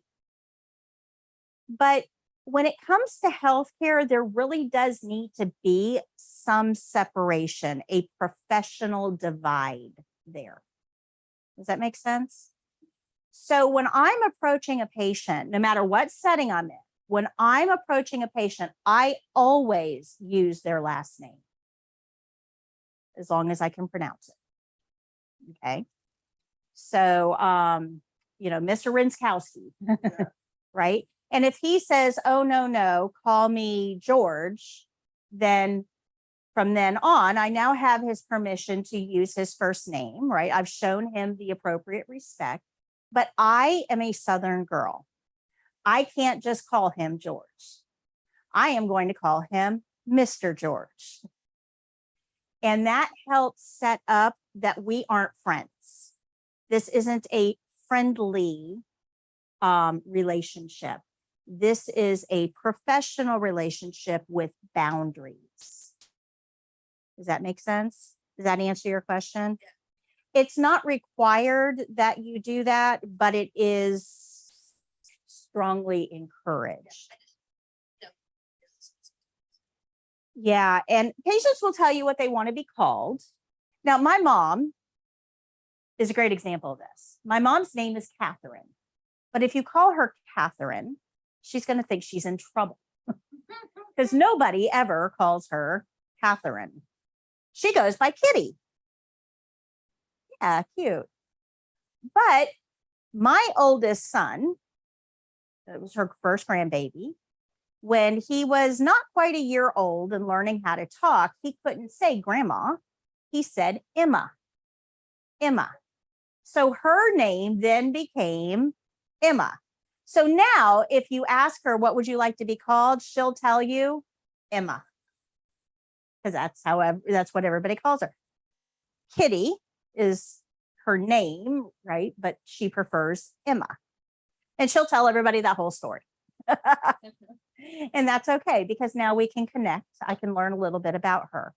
And if I were her caregiver, I would call her Miss Emma. Emma is what she wants to be called. I'm going to put some sort of honorific in front of it just to help prevent that bleeding of the lines. Good? Make sense? All right. So the next one is very similar to that. Refrain from addressing the resident using terms other than a name, like honey, sweetie, dear, love. Remember, we want to have that professional boundary, right? We're not a coffee shop waitress trying to pump up tips. We are trying to maintain that professional boundary. So we don't use nicknames of those sorts, okay? Names are what we're going for here. And then we have closed privacy curtain before providing care. Why would that be important?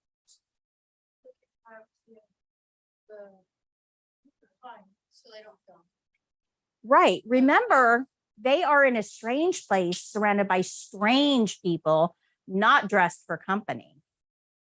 So closing that privacy curtain becomes very, very important to maintain that dignity and to treat them like they're a person, not just a lump of coal, right? So that's going to be, we have some work to do here. That is going to be located on the opening as well. And then we get down, our closing is going to get really busy here. We get down to the bottom two. Leave call light in or near the resident's hand at end of skill. Why would we have to do that? Yeah. So if these were able-bodied individuals that could take care of all of their own needs, where would they be? At home. They're not at home. So that tells us that they're not able-bodied individuals able to take care of their own needs. So they have to have a way of calling if they should have a need. Should CNAs ever hide call lights? No. So I'm plugged into a lot of CNA groups online on Facebook. There's a lot of CNA groups out there, and I'm plugged into most of them. And something that I see quite a bit in there is I had to take so-and-so's call light away because they were misusing it or abusing it. There is no such thing as misusing or abusing a call light, ever. That is your perception that is skewed, not the patient's action. Does that make sense? All right. And then we have leave bed in low position at end of skill. Now, why would that be important? Yeah, absolutely. If they try to get up and that floor isn't right where they left it, yeah, they're going to fall. Absolutely. So that is going to be on the closing. So good? You guys see how all of this works together? So if we put all of these principles together, so let me have these real quick. If we put all of these together, see if I can do this. I don't know if I have enough hands. So if we start out with skill rules that tells us what we're supposed to do, and then we do the opening, and then we evaluate if we need gloves, and then we do the steps of the pulse specifically, and we do the closing. If we do all of these things,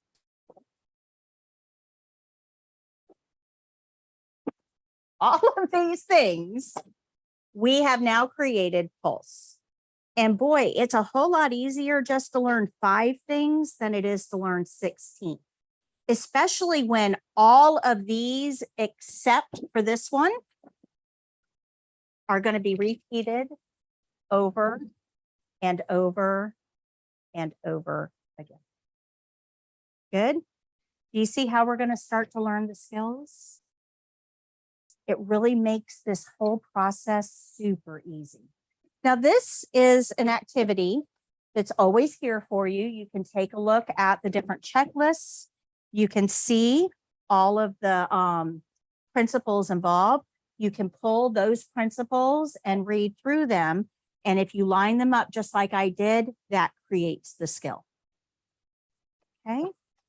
So this is always available for you guys to take a look at and play with.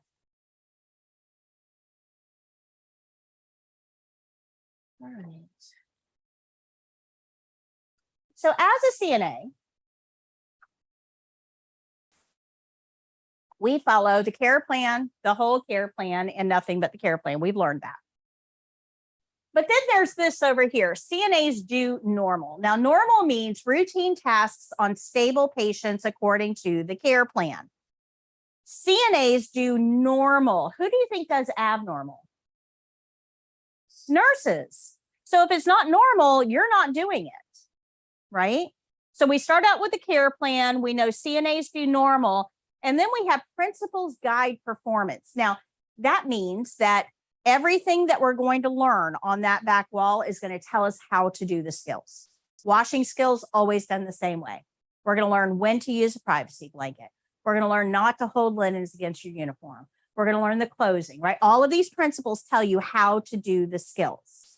And then, so principles guide performance. And then above it all,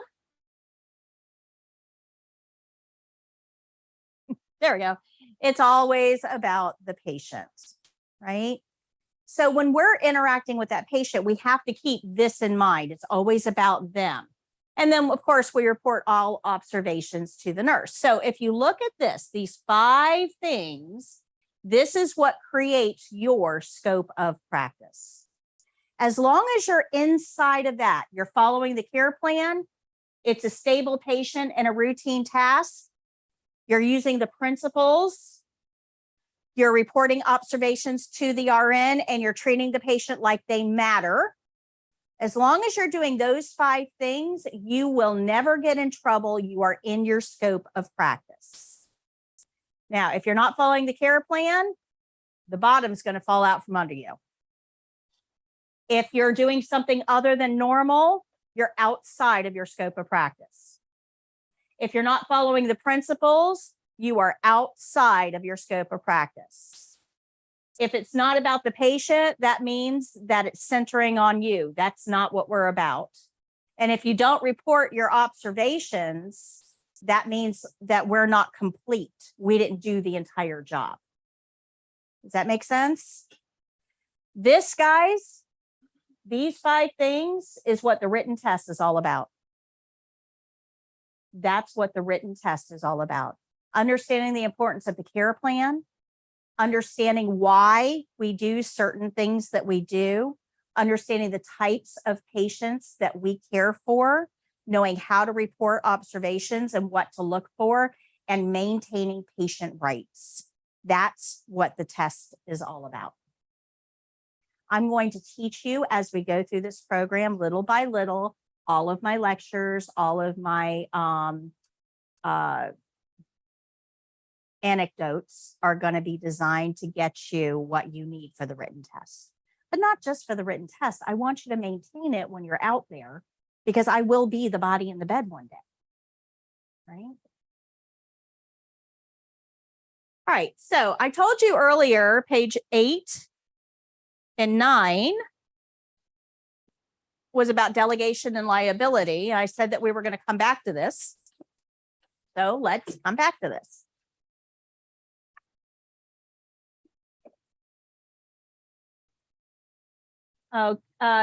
Keisha, we go live Mondays and Wednesdays from 9 to 1 for 4 weeks. So today is class 1. We'll be here on Wednesday from 9 to 1, next Monday and Wednesday, the following Monday and Wednesday, and then the 4th Monday and Wednesday, 9 to 1 Eastern time. That's when we go live. Tomorrow, I'm doing the live game show. I'll talk to you guys about that in a minute. So tomorrow, tune in at 10 for the live game show. And then Thursday, we do our weekly live as well. So we'll go through that toward the end of the program. But to answer your question, Keisha, the classes are Monday and Wednesday. All right, so let's talk about delegation. So remember that nurses or that CNAs do normal, right?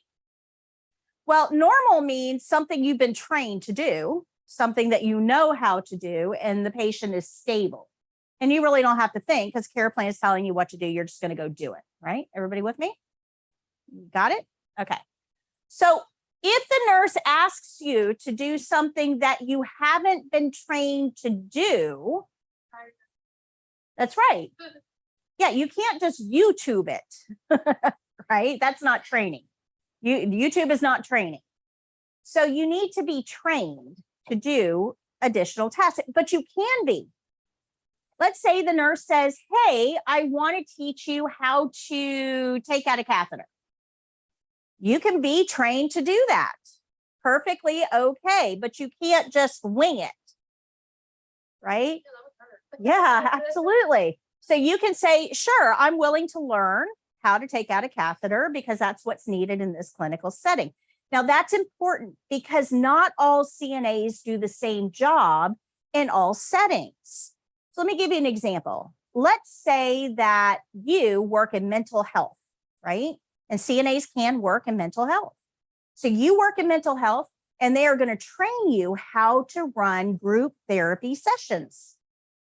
So they're going to give you training on that. And then you would run a group therapy session. Now, you're a CNA with additional training. Does that mean that you now know how to run group therapy sessions? No, no. Just because this CNA does it doesn't mean that you know how to do it. Does that make sense? Okay. So you work in mental health, you run group therapy sessions, you work in a same-day surgery center in pre-op. Now, pre-op, everybody know what same-day surgery is? You know, minor surgery, you go home that day, they don't keep you overnight, right? So you work in pre-op. Your job is to get them out of their clothes, into their gown, empty their bladder, make sure they haven't had anything to eat or drink, you know, that type of thing, right? Pretty easy. You don't need any additional training to do that. You're fine. You know everything you need to know. But there's an opening in post-op. So you let her know, hey, there's an opening in post-op. You go to work, same place. But we got to teach you how to take out catheters. Because after surgery, usually there's a catheter put in during surgery because we put you to sleep and we put everything to sleep, which means you're probably going to pee on our sterile field. We don't like that. So we put a catheter in. So you would be trained to take catheters out. This is a routine task. This is a stable patient. You're going to be trained to do it. It's on the care plan. You're covered, no problem. But you do have to be trained. Now, training doesn't mean you go to a class. Training can be at the bedside. I can say, what's your name? Valentina. I can say, Valentina, come with me. I'm going to show you how to remove a catheter in this patient. I walk you through it. I show you how, and the next time I have you do it and I watch. Okay, so that's training. Now, I can train CNAs to do almost every skill that I can do as an RN, as long as the patient is stable and it's a routine task. It doesn't require any judgment. Now, there's 5 rules I have to go through in my head to make sure that it's okay to delegate, but that's on me. Your responsibility is to know that you're trained and to not think when you do the skill. If that patient requires any thinking on your part, you can't do that skill. So if you have to think, what size catheter do I need? Or if you have to think, well, you can take the catheter out if there's enough output, right? That if there's ever an if in there, it's not you, because that requires judgment, right? So as the RN, I have rules I have to follow. If I consider it a delegatable worthy task, then my obligation is to train you to do that task. Now, this is governed, though, by facility rules and by state laws. So there's a lot that the RN has to take into consideration when they're deciding what to delegate. Okay, good. Your responsibility is to speak up if you don't have the training. If I ask you, hey, can you go take a catheter out in room 12? You've never had that training, so what are you going to tell me? No, I haven't had that training. Now, you should be open. I haven't been trained on that, but if you want to teach me, that's fine. You should be open to learning new skills, but your obligation is to let the RN know when you don't have that training, because if I'm working with all of you, I'm not going to remember that you know how to run group meetings and you know how to take catheters out. I'm not going to know who has what. So I'm going to throw skills out there and you're going to tell me if that's not your skill. Good? Make sense? Good. So delegation is something that you need to be aware of. You will need new skills based on where you go to work. It's not a might, it's a definite. You're going to need new skills. Your obligation is to know that you can't think and that you must be trained. Now, there will be a test question on the written test, something along those lines regarding delegation. You've been assigned to perform a task that you're unfamiliar with. What is an appropriate action? Okay.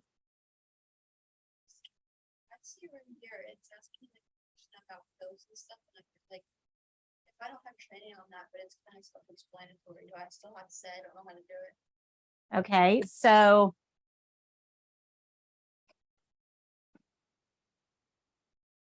Let me give you an example that has nothing to do with healthcare. Okay. I know how to change the oil in my car. Does that mean that I can go down to Jiffy Lube and start changing the oil in everybody else's car? No. So if I go down to Jiffy Lube and I get a job, they're going to have to train me as part of their processes, right? So it's important to know that, and I'm going to bring attention to what you said. It's self-explanatory. Yeah, there is no such thing. Either you've received training or you haven't received training. Just because I know how to change the oil in my car doesn't make me an oil changing person, right? Because if I mess up my own car, that's on me, right? That doesn't mean I went to mechanic school. It just means I know how to change my own oil.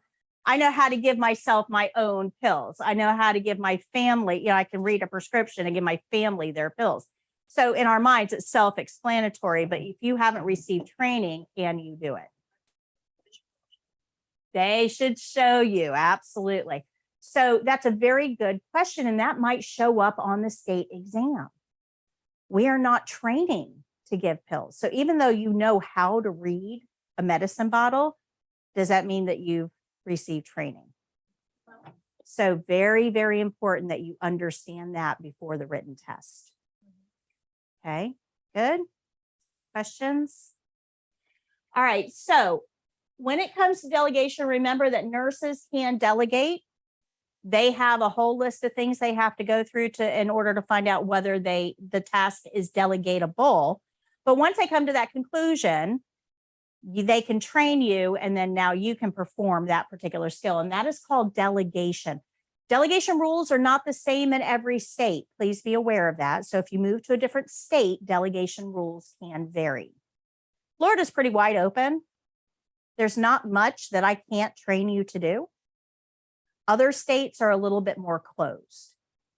They're very defined on what can be delegated to CNAs.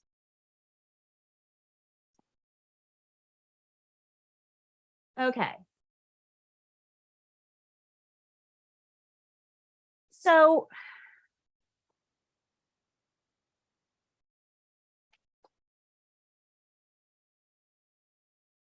let's go to, what is it?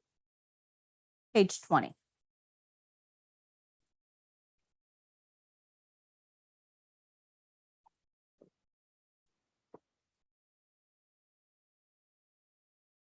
Let's imagine you're one of these two guys in a hospital or a rehab or a nursing home or wherever. And I walk in. What do you want to know?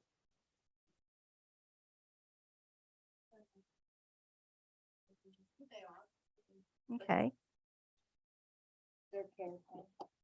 Okay. Do you think I can just go in and put my hands on these two gentlemen? I think they'd be like, oh, what are you, a doctor? Okay, so who are so let's look at that. I mean, isn't everybody that walks in a room a doctor? No. Okay, so what other types of people might work in a hospital? Nurse, Okay, nurse. CNA. Housekeeping. What's that? Dietary. Yeah. Registration. Registration. Yeah. Activities. Maintenance. Yeah. I mean, there's people that come in and out that are working on working on something in the building. Sure. Absolutely. Or you might have somebody act like you forget that it's all around. You can have other patients come in. Yeah. Yeah, that can happen. Yeah. What about phlebotomists? EKG techs, transporters, X-ray techs, billing, volunteers delivering newspapers and flowers, right? So we can't assume that everybody that walks in that room is a doctor. But do you know what the patient's going to assume? You're a doctor. Yeah, everyone's a doctor. Now we know that there are a lot of different medical jobs that happen, but your patient isn't going to know that. They think that everybody that walks in that room is either a doctor or a nurse. So if you go in and you give an opinion on something, you walk in a patient's room. I'm going to sit. My knee is killing me. I'm going to walk into a patient's room and they are crying. Doctor just left, gave them some very bad news. They have stage 4 cancer, inoperable. They think that chemo might help a little bit, radiation to help shrink the tumor, give them a little bit more quality of life. And this person is really having a capital B bad day. I walk in, they're crying. And I say, oh no, are you okay? What happened?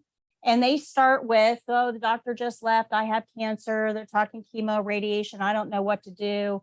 I'm 87 years old. I don't have anybody at home to take care of me. I just don't know what to do.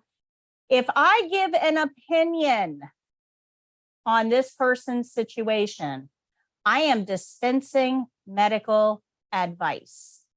Anything up there say anything about our ability to dispense medical advice? So that is firmly outside of our scope of practice. So if I say something like, oh yeah, my mom had that and she went through the chemo radiation, made her sick as a dog, and I wouldn't do that. Everybody is different. That's right. So we can pat their hand, we can sit with them, we can encourage them to talk. We can say things like, oh, that's horrible. That's all fine. Keep your opinions to yourself. If they ask questions or anything up there, say we answer questions. No. Yep, let me go get your nurse for you. Absolutely. And this is a very real possibility. Very real possibility. But as CNAs, we have to be very, very careful because we may say something inadvertently that will be construed by the patient as medical advice. Good? Questions? That's really important, guys. Really important. And I will cry with patients. I will hold their hands. I will contact their clergy, but I don't care what experience I have.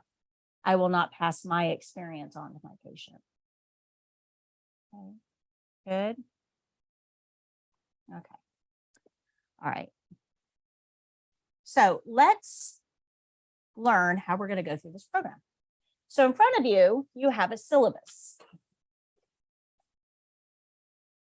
That syllabus is our roadmap. It tells us how we're going to get from point A to point B in 4 weeks. And guys, you will be absolutely amazed at how quick this 4 weeks goes. I just graduated a class out and they all said the same thing. We just started. It goes fast. So try not to get behind on the homework because it's really hard to get caught up once you get behind. Okay. So the first column that you see is what we're going to do in class, each class period. So if you look at that first column for today, you'll see that we're going to learn the opening and the closing. We're going to learn indirect care and hand washing. You guys see that? Okay.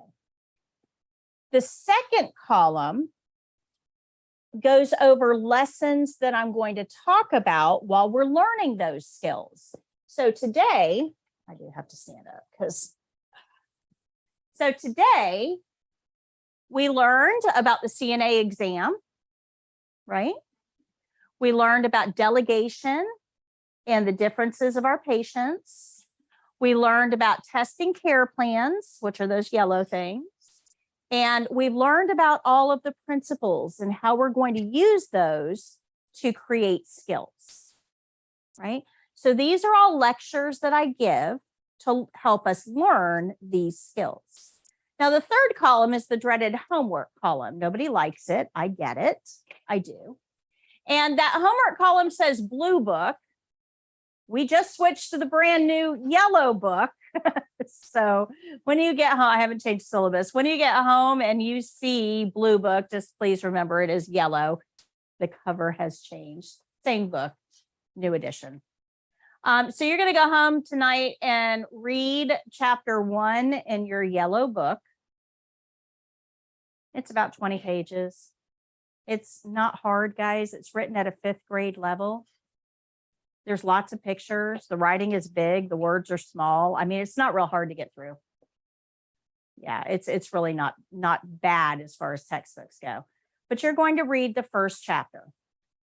But reading itself is not enough. Have you ever read something and then realized I have no idea what I just read? Yes. Yeah, that doesn't help us, does it? Yeah. So we really need to take a little quiz, just to quiz ourselves, make sure that we got the concepts that we needed to get in the reading. So in your white book on page 132, you'll see a quiz. And this is what we read in the chapter 1, or is that from all day? This is for chapter 1. So this quiz is going to go right along with what you read in chapter 1. But taking the quiz isn't enough. You really need to grade it to find out, did you get them right? So look at the very last page in the book, in the white book, and you will see the answer key. Could you cheat? Sure. Would that help? It's not going to help you a bit. Yep. So even though you can cheat, I wouldn't advise it because I'm not real sure why you paid me money to sit in my class if you're just going to cheat. So I am not about grades. I never have been. I never will be. I don't care about grades. If I'm the body in the bed, I'm not going to look up and say, what's your name? Stephanie. Hey, Stephanie, what'd you get on chapter 3? Yeah, I don't care. If I'm the patient, I do not care what your grades were anywhere. Absolutely. I care about comprehension. I'm hoping she learned enough from chapter 3 that she's not going to give me the hepatitis that my roommate has. Right? So it's all about comprehension, not about grades. So I want you to read chapter 1, take the quiz on page 132, grade it.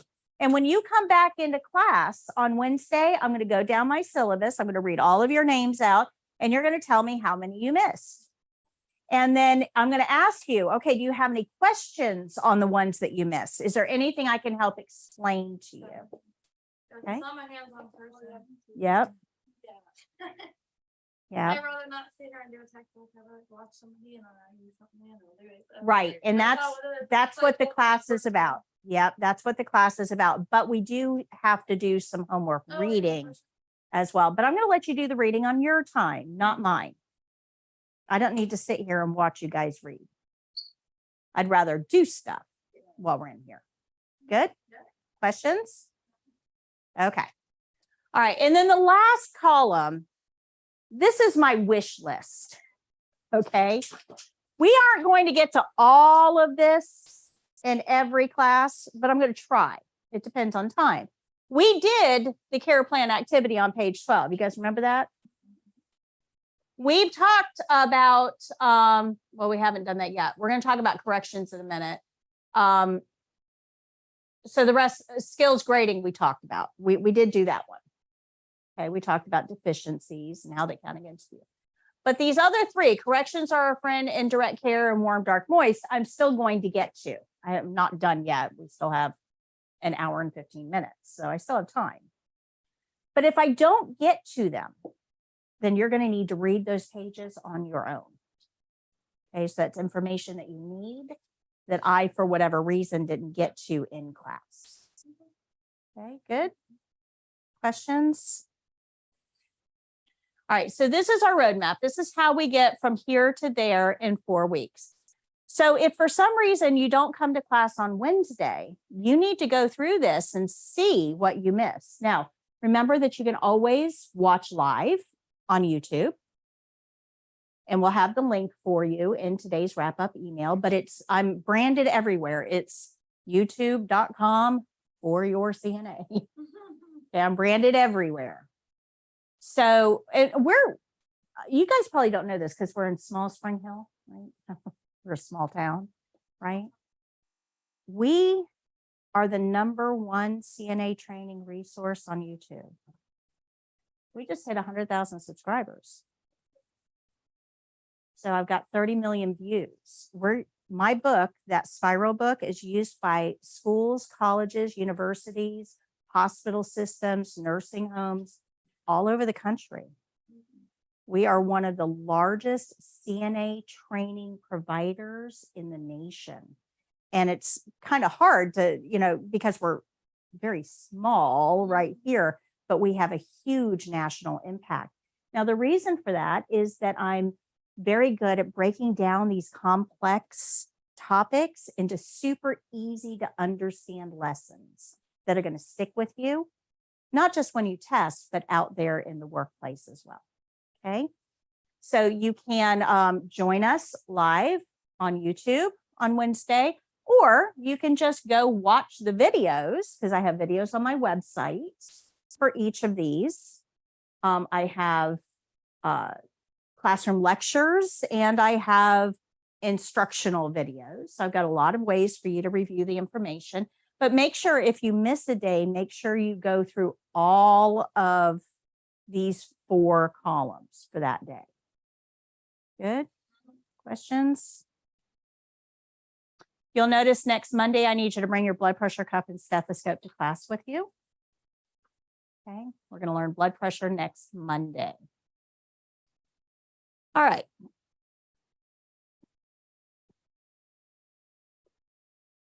Let's talk about the opening. Let's talk about the opening. There we go. Boy, I really got to work on the graphics on this thing.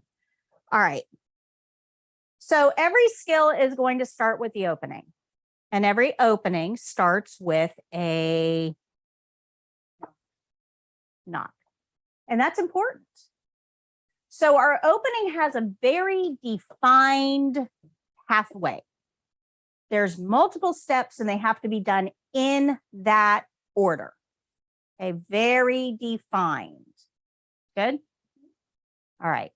So the opening is going to sound like this. Hi, Ms. Jones. My name is Patti. I'm your CNA today, and I am here to insert name of skill here. Is that okay? I'm going to close your curtain, wash my hands, get my supplies. I'll be right back.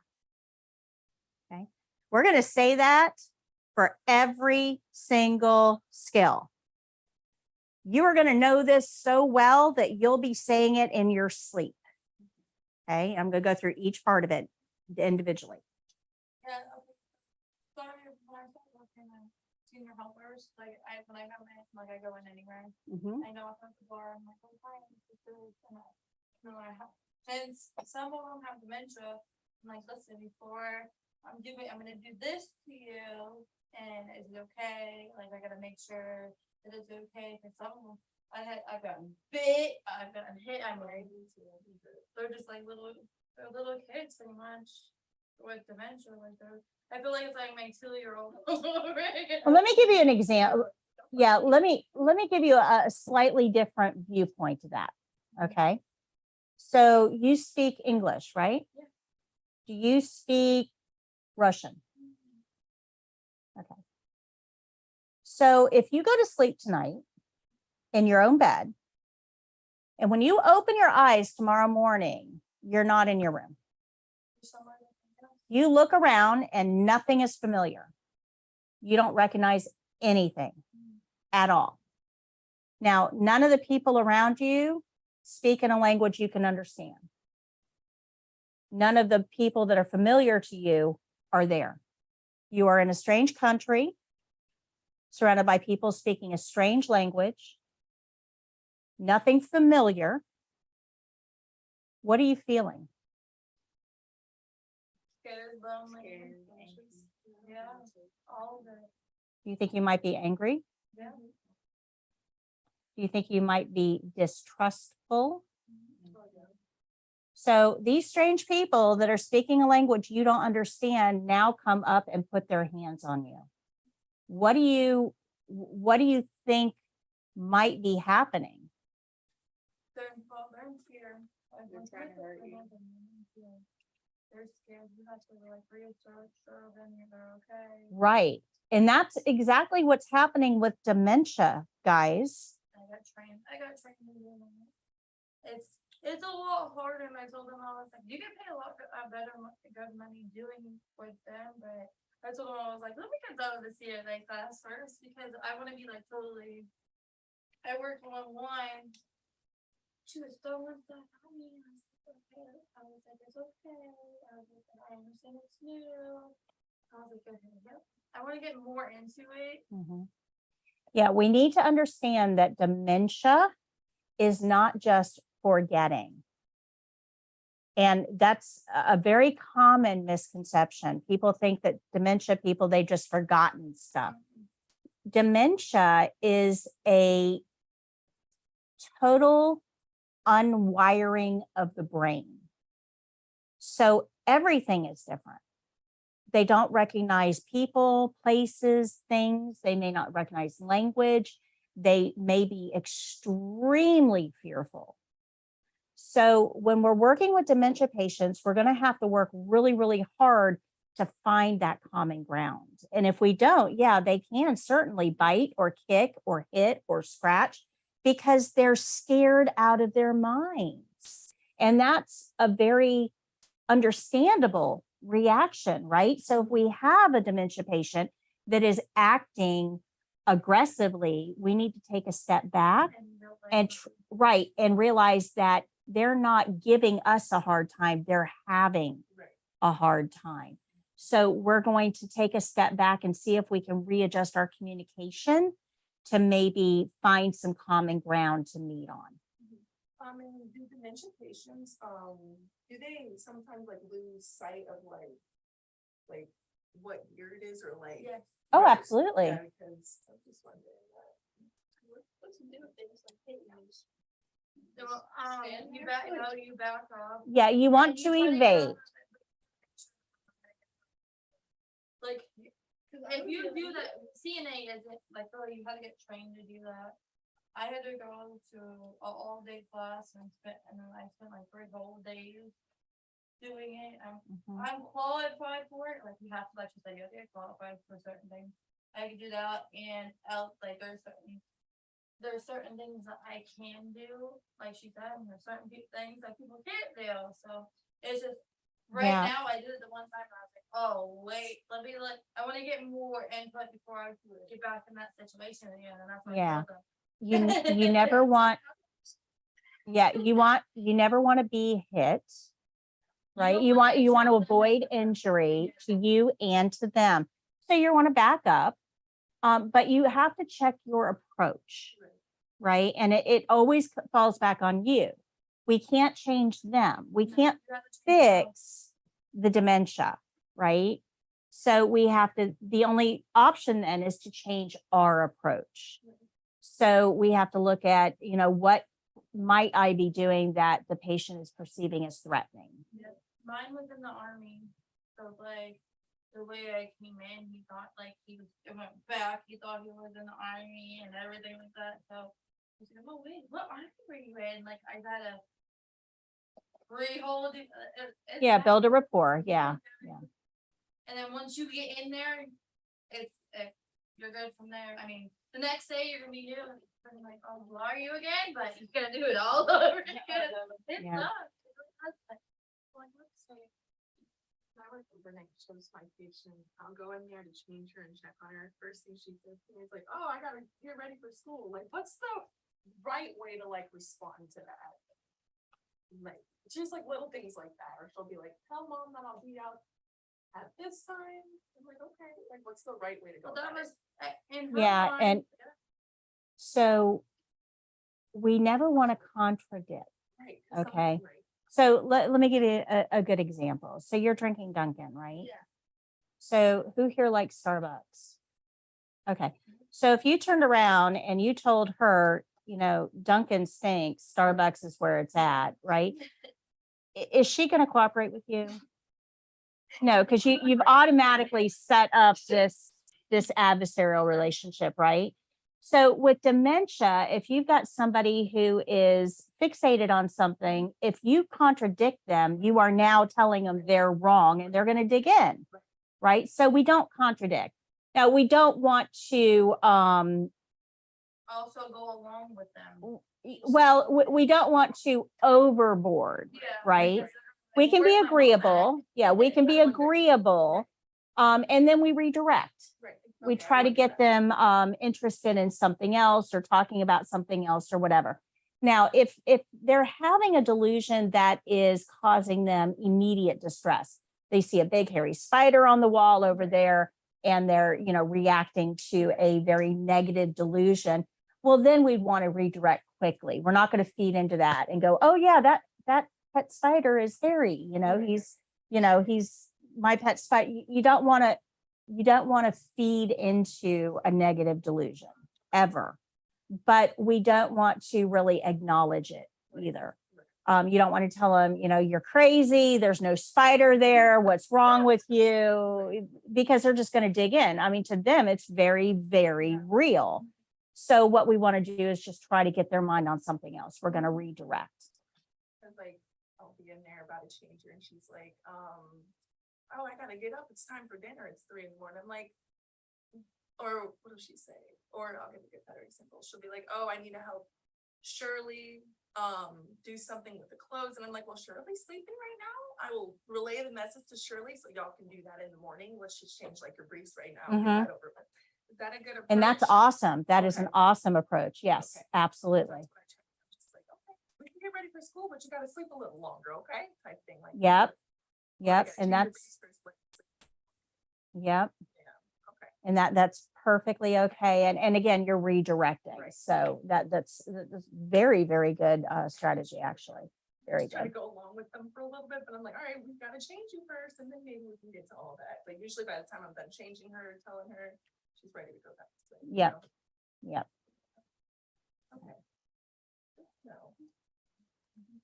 So we're going to remember that the more information we can give our patients, the more cooperative they'll become. Now, dementia is a little bit different case. With dementia patients, I usually don't ask permission. With dementia patients, I usually will, yes and no are not good answers for dementia patients. Okay. Primarily because they're feeling or they're experiencing a loss of control. Anybody that experiences loss of control, you're going to try to exert control wherever you can. And the most powerful word in the English language is no, because no makes people stop. Okay. So when you have people that are experiencing a loss of control, they will usually use the word no quite a bit. You see this with 3-year-olds. 3-year-olds learn that, I feel like it's doing that all over again, but when you're older. right, That's but like it's never- not that they're 3, Yeah. it's not that they're a child. It all stems from this lack of control over their environment, their health, their mental outlook, their just everything, right? You don't want to act like they're a kid because oh my God, Right. that's 10 times No, we never ever treat an adult like a child. You're an adult. But we need to understand that the term no has a lot of control with it. So dementia patients will use the word no a lot. If you ask them, can I give you a bath? They're going to say no, Yeah. because it's the only thing that they can control, right? So with dementia patients, I don't give them yes, no options. I ask, would you like your bath before lunch or after? Okay. So we're still getting consent, but we're doing it in a little bit different way where we're taking that no out of the equation. We're still giving them a sense of control, but we're not allowing that no. Does that make sense? Okay. So when you do the opening, every opening starts with a knock. But for the test, we don't have to wait for them to say, come in. You can just knock and approach. That's okay. Now, if the door is closed in a clinical setting, please wait. think of all the things you do behind closed doors. Think of all the things you do behind closed doors. There are some things that you cannot unsee in life. Okay. So if the door is closed, knock and wait. If you don't hear anything, you can knock again. If you still don't hear anything, crack the door and just make sure that everything is okay inside the room. But don't just go barging in because they're in your facility. No, you're in their room. Different way of thinking here. So we're going to knock, and for the test, we just enter. Once we enter, we're going to address our patient by name. Hi, Mrs. Jones. Remember, for the test, everybody is Mr. or Mrs. Jones.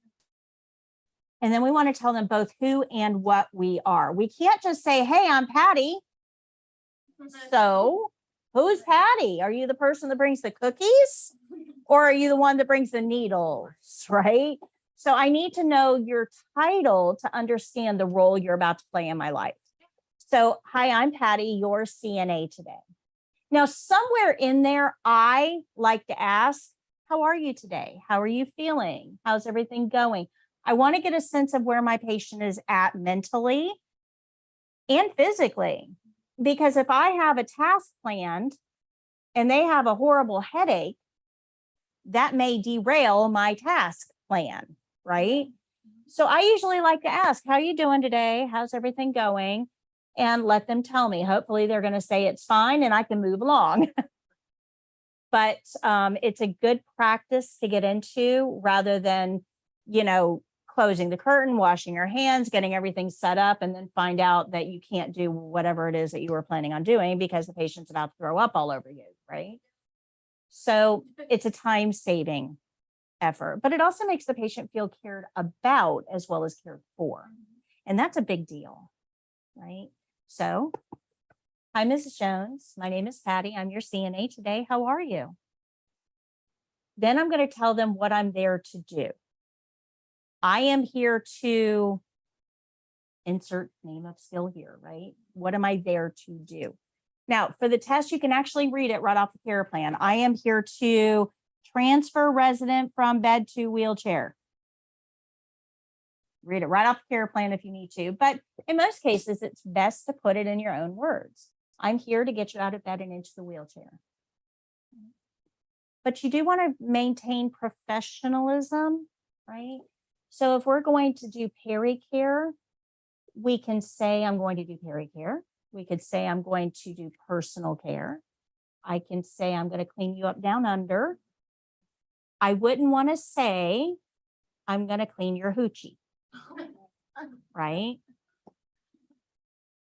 So you want to make sure that you maintain that professionalism in a way that they can understand, right? But professional. Does that make sense? Then once you've told them what you're there to do, we're going to get their permission. Is that okay? Patients have the right to say no. Patients have the right to say no to anything at any time for any reason. We don't have to agree with their reason. They have the right to say no. It's their body. This is probably one of my biggest pet peeves with CNAs is they try to convince patients that they're going to do the skill because it was assigned to them and the patient really doesn't have any say in it. And that's not our role here. We're here to help. Help isn't help if it doesn't help. Right? So we have to remember our role. So ask the patient, is that okay? Once we get their permission, then we're going to close the curtain. Let me take you over there. Oh, that hurts.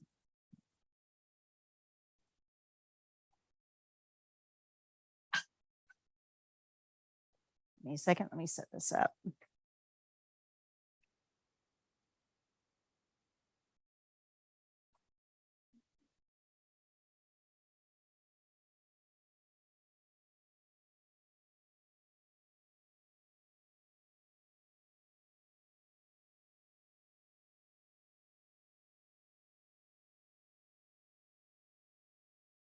All right. So our opening.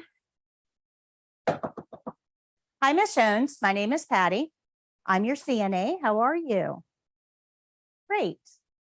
I'm here to whatever. Is that okay? I'm going to close your curtain and then go wash my hands. Okay. So when we get to the point after we get their permission, when we're going to close the curtain, okay, when we get to that point, we have to think about this curtain. Who touches this curtain?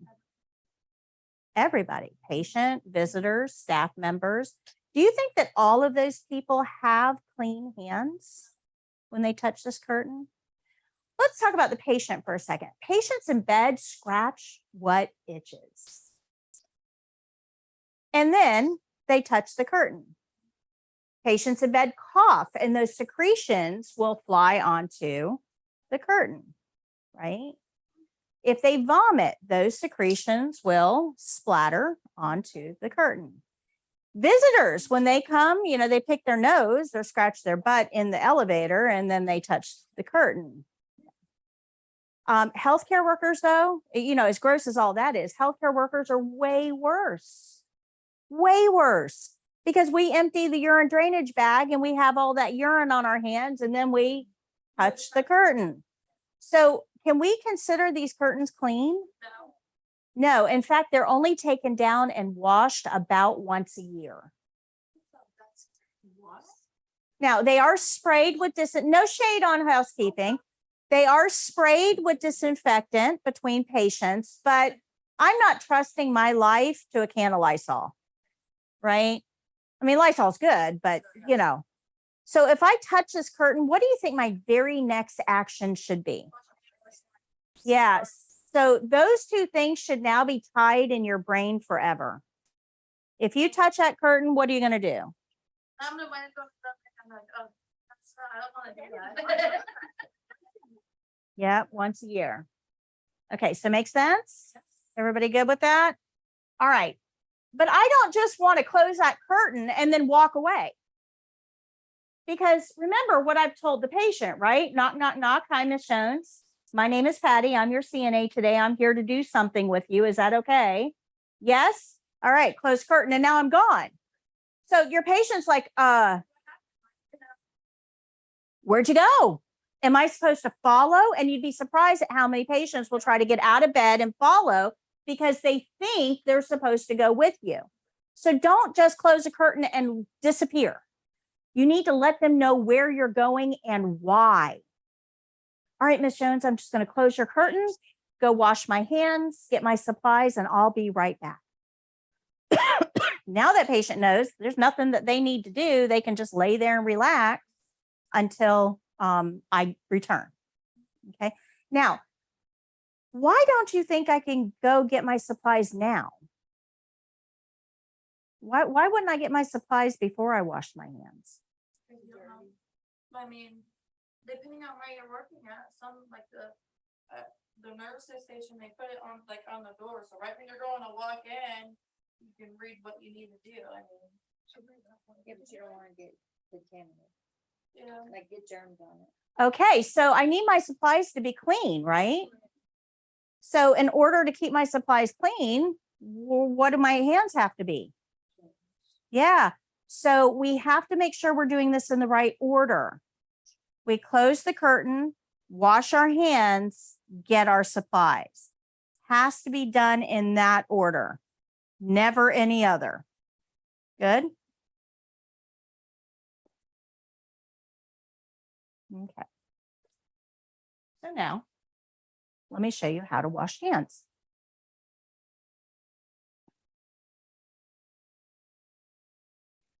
Okay, when you're getting ready to wash hands, your hands are not considered clean. The faucet is not clean. In fact, the faucet is the dirtiest thing in the room. Do you guys know that? Because we touch it with dirty hands all the time. So we have to remember that this faucet is not clean. We're going to turn the water on just so it's comfortable. Don't try to make it hot enough to kill germs. That would be boiling. You can't wash your hands with boiling water. So just comfortable. We're going to turn that water on.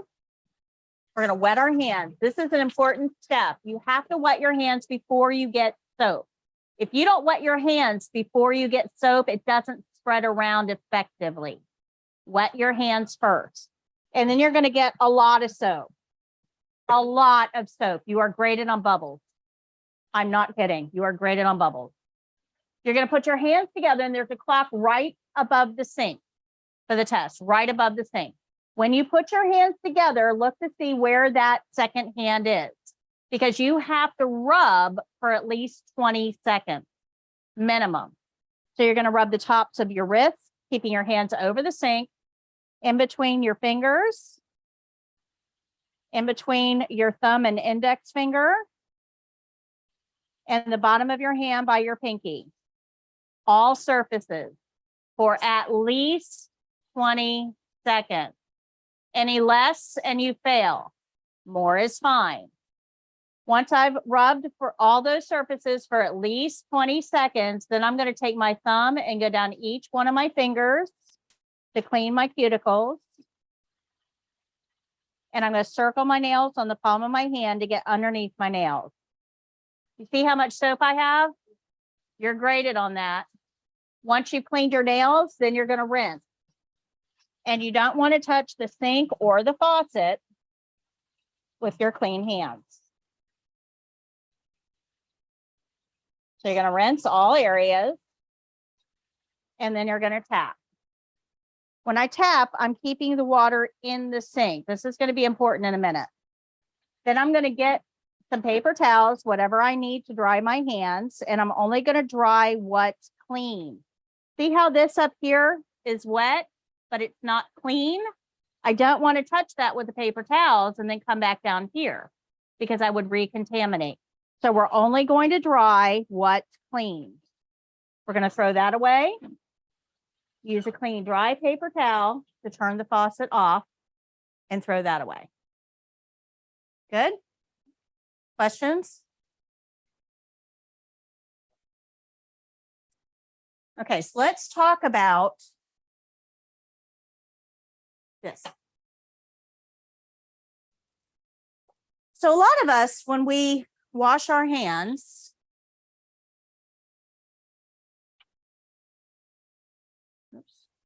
a lot of us, when we wash our hands, we do this to get off the excess water. That creates water droplets everywhere. Now, what we have to understand is that all the bad guys, the pathogens, the bacteria, yeast, fungi, viruses, that type of thing, they need 3 things in an environment in order to proliferate, in order to multiply. Warm, dark, moist. Yep. So when we have in the bathroom, our bathrooms are usually warmer than other environments because we don't like to be chilled when we get out of the shower. Bathrooms are usually dark. Mom trained you to turn the light off when you leave the bathroom. So we already have warm, we already have dark. When you do this, you create little pockets of moisture all along that bathroom floor that allows pathogens to multiply, to grow, to live. Now we know that bacteria live in the bathroom. We take them there every day and drop them off. Okay. So we don't want that bacteria to have little areas to multiply because you're going to walk through that. So now where are those pathogens? Yeah. Everywhere and on your shoes, and your shoes go home with you at the end of the day. Remember, these pathogens made someone sick enough to not be home. Do you want those pathogens in your home? By doing this, you're keeping the moisture confined to the sink, not everywhere. Good? So we're going to tap, not shake. Okay? So there's a clock right above the sink, just like we have here for the test. When you're testing for this, when you wet your hands, put the soap in your hands to bring them together, that's when the clock starts. Now, the evaluator, this is how scientific it is. This is the checklist that they have. Okay. This is hand washing. Right here. Hand washing. when you bring your hands together with soap, they look at that clock and they literally write in the margins where the second hand is. The seconds, where it's at. And then when you stop rubbing to move on to your nails, they write down where the second hand is at. And if it's not at least 20 seconds in between, you failed. That's how scientific. There is no close enough, good enough, almost. We'll give it to them. No, it's either 20 seconds or it's not 20 seconds. So if you've been trained to sing a song while you wash your hands, ABCs, Twinkle Twinkle, Happy Birthday, whatever it is, all the single ladies, I mean, whatever it is, don't use that for the test. What do you think is going to happen to singing speed when you're nervous? You're gonna sing so fast. That's right. So singing is not an effective gauge of time when you're nervous. So what about Mississippi? One Mississippi, you know what I Use the clock that's above your head. mean? The clock is, yeah, it's not going to be affected by your nervousness. Right? The clock is immune to you. So if that's what they're going to use to grade you, that's what you should use to time you. Good? Make sense? Okay. Do you guys understand the 3 things that are needed in an environment for pathogens? Warm, dark, moist. We're going to hear that again. Okay. Several times throughout the program. Always look out for environments that might be warm, dark, moist, because that means there's probably pathogens there. Okay. Good. Questions so far?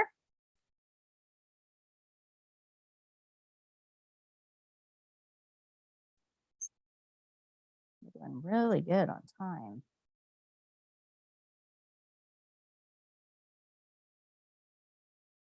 All right.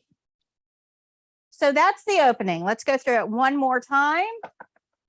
Hi, Miss Jones. My name is Patty. I'm your CNA today. How are you? I'm here to whatever. Is that okay? I'm going to close your curtain, wash my hands, get my supplies. I'll be right back. After I've washed my hands, then I would get my supplies. Good? So every skill is going to start that way.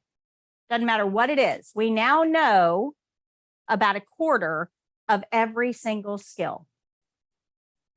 About a quarter of every skill is the opening. Okay. So if every skill starts the same way, then every skill is going to end the same way with the closing. Now, remember I said with the opening, the steps had to be done in that order, right? Very precise. Well, the closing isn't like that. The closing, we really don't care how you do it. Just get it all done, except for the last 2. Okay, the last 2, we do care. But you can kind of sum up the closing. This is going to be on page 22.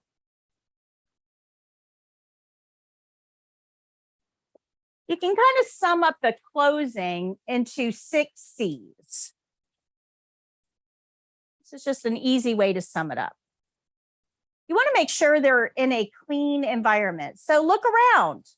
Do the sheets need to be adjusted? Is there stuff on the table that needs to be thrown away? Is there trash on the floor? Look around.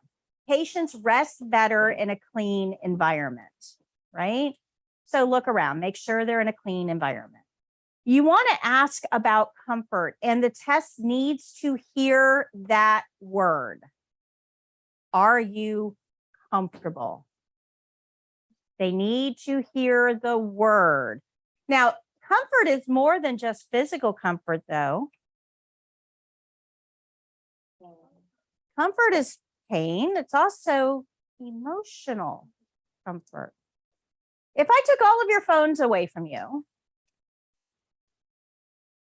and put you in this room for 6 hours with absolutely nothing to do, no books, no TV, no electronics, no nothing, just you guys and the room, how long do you think you'd last?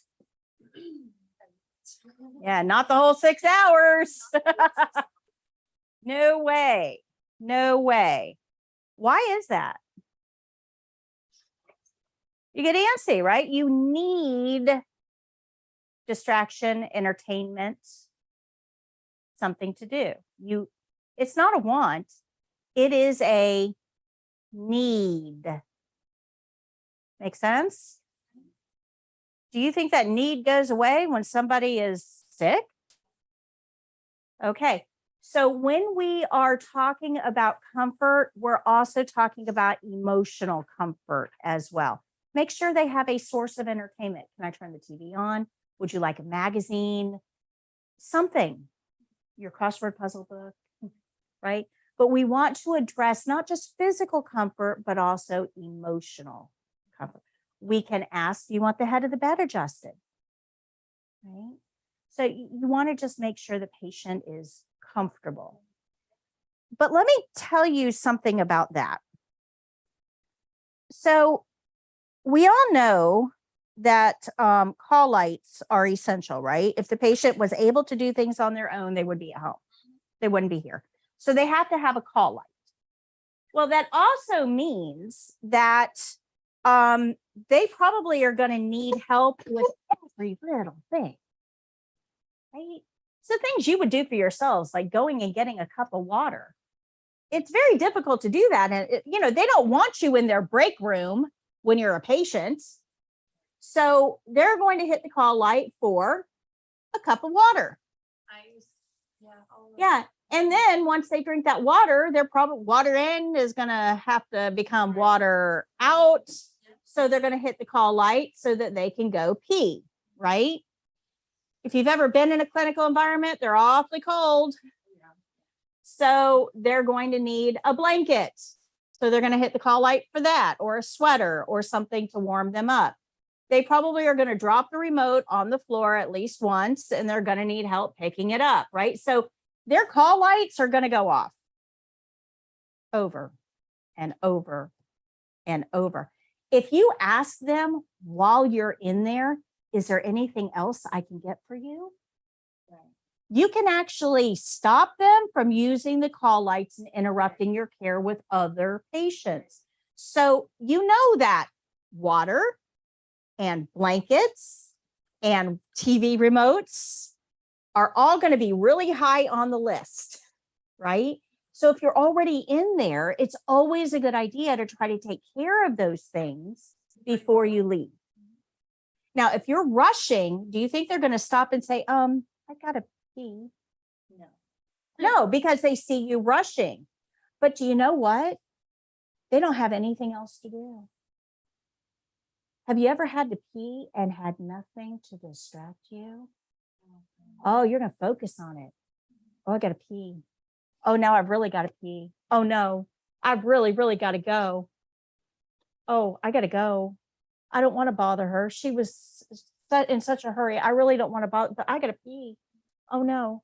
And they're going to hit that call light, right? Where if you're already in there and you say, would you like to go to the bathroom before I leave? Right? If we get them all settled, they use the call light a whole lot less. Does that make sense? Mostly if they're all settled, Right. you're ill. You got to rest. Yeah.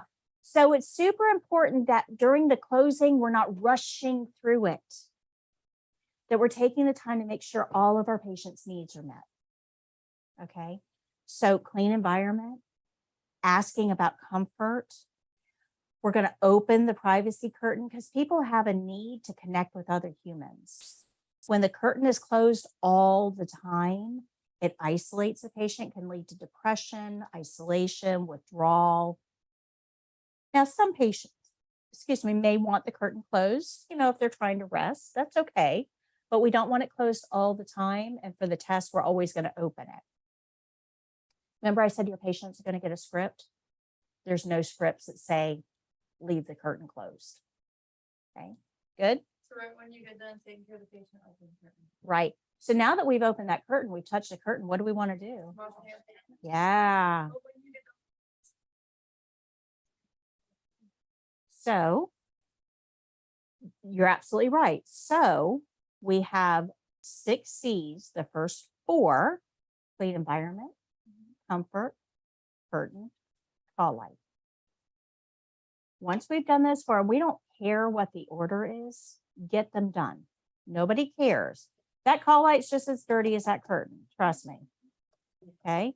So it doesn't matter what comes first, just get them all done. Comfort, curtain, call light, clean. Clean, comfort, call light, curtain, doesn't matter. However you want to do them. As long as you get all 4 done. Once you've washed your hands, okay, once you've washed your hands, after doing all of that, then you would document if needed. Now you're going to document or chart after you've washed your hands because this pen goes home with you at the end of the day. It goes in your pocket. It gets pulled out all day long. Do you want to be touching this pen with dirty hands or clean hands? So we wash our hands and then document. Now for the test, after we document, we're going to wash our hands again. Okay, because the very last thing, and we saw this when we looked at all those checkpoints, it said end skill with clean hands. You guys remember that checkpoint? End skill with clean hands. So that means that if we document something, we have to go wash our hands again to end skill with clean hands. Good. So your closing would sound like this.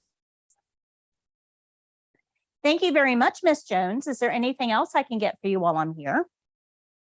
Would you like a magazine before I go or the head of the bed adjusted? No? Okay, here's your call light right here. We're going to put it right next to your hand. Doesn't fall off the bed, right there. The environment is clean. I'm going to open the curtain, go wash my hands, chart if necessary, wash my hands again, and then I would tell the evaluator my skill is done. Now, you have to declare at the end of the skill that you're done. It's just like hitting a red button on a game show. Because up until that point, you can make corrections. So let's say I get all done with a skill, whatever the skill is, right? And I get to my closing, and here's your call light, Miss Jones. Oh, I never closed the curtain. Oops. I did that whole skill with that curtain open. Oh no. Well, I can't go back and fix it now. I mean, I'm done with the skill. So I would say correction. I would have closed the curtain at the beginning of the skill. Now, You can do that with anything. Now, remember, when you do a step right, you get a check mark. If you don't do a step, no check mark. If you do a step wrong, no check mark. Wouldn't that be So, messed up in the first step? right. No, you said it again. You said, oh, So, would've. okay, so I corrected it. Correction, I would have opened or closed the curtain before I did the skill. Now, the evaluator gives me a check mark. The paper does not know whether I did it or corrected it. It counts the same. So you can make corrections up until you end the skill. But once you are done with the skill, once you declare that you are done with the skill, that's it. You're done. You can't, you can try, but they're not going to accept it. Okay. So you are in control of ending the skill.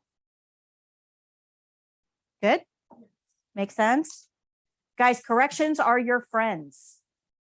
Do not think to yourselves, oh, she didn't see that. The evaluator didn't see what I did. They didn't notice. They did. Trust me. Smarter than us for saying that. This is what they do all day, every day. They have seen it all and they pay attention to absolutely everything. Let me tell you a secret about evaluators. Evaluators are RNs. They have to be RNs. They have to have recent experience in clinical settings, long-term care settings, supervising CNAs. They know these skills inside out, upside down. They follow these checklists to the T. They're not allowed, there's no wiggle room here. None. You saw the checklist, they're very concrete. You either did it or you didn't do it. You either get a check mark or you don't, right? Good. But those RNs, they want to be at home in their pool drinking their Mai Tais. You are the only thing standing between them and their pool. So if you are being really slow, starting a skill over and over because you're trying to be perfect at it, they're going to get very irritated that you are standing between them and their Mai Tais. So you want to go into this test with a little bit of intention. Does that make sense? So practice, but don't worry about perfection on the test. Done is better than perfect. Good? Makes sense? So remember that you're going to wash your hands during the opening and you're going to wash your hands during the closing. And then if you documented, you'll wash your hands again, right? But every skill has at least 2 hand washings. And you're going to do 3 skills. So if there's 3 skills and we have to wash our hands before skill 1 and after skill 1, before skill 2 and after skill 2, before skill 3 and after skill 3, how many hand washings is each person going to have to do? 6, a minimum of 6. And there's 8 people testing. So how many hand washings are these evaluators going to watch? 8 times 6. 8 times 6. 48. 48. Where do they want to be? Yeah, at home in their pool, drinking their Mai Tais. They do not want to be watching you guys wash your hands over and over and over and over and over again. That's not what they are signing up for. So after your first skill, you did your opening, washed your hands, did your skill. Did your closing, washed your hands, ended your skill. They're going to tell you you can simulate hand washing from that point. Simulate means say.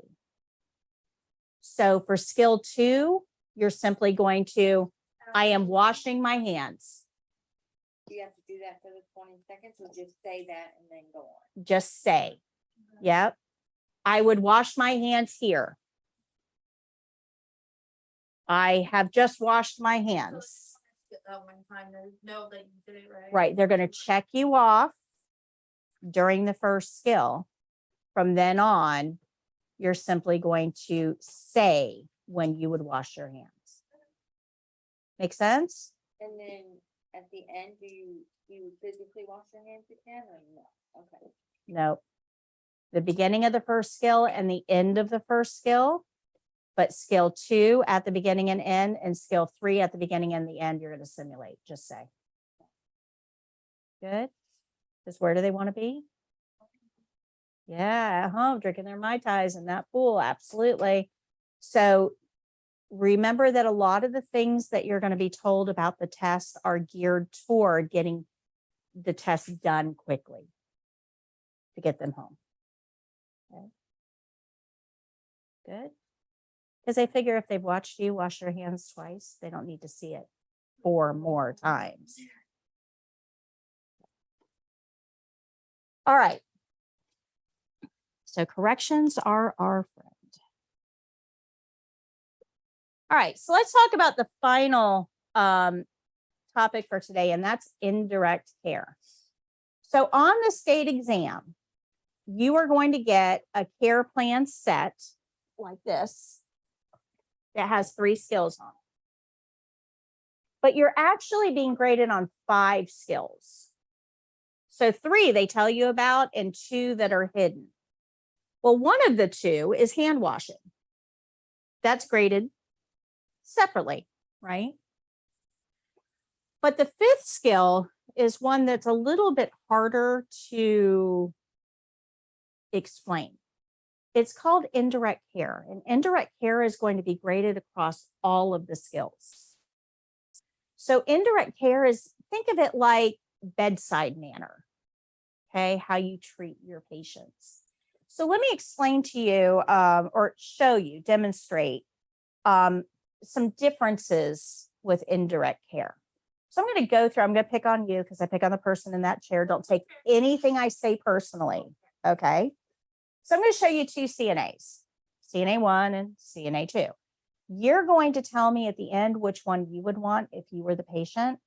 But more importantly, I want you to tell me what's different, specifically different about the 2. Now, I'm not actually going to do a skill. I'm just going to kind of simulate a skill. But this is all about the interpersonal relationship we're building. Okay, so here we go. Hey, Miss Jones, my name is Patty. I'm your CNA today. I need to get your vital signs. Is that all right? You know.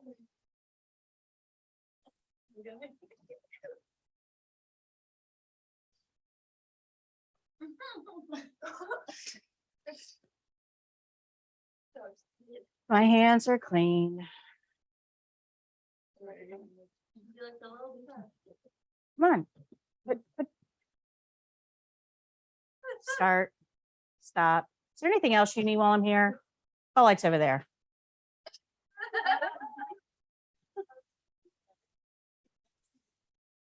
Yeah, can I get a new notice? Wash my hands, document, wash my hands again. My skill is done. Have you guys ever seen that CNA out there? Yes. Yeah. Do we need any more of those? Okay. So we have to have a way of improving on this somehow, right? So let's see if we can make it just a little bit better. Here we go. Hi, Miss Jones. My name is Patty. I'm your CNA today. How are you? Fantastic. I need to get your vital signs. Is that okay?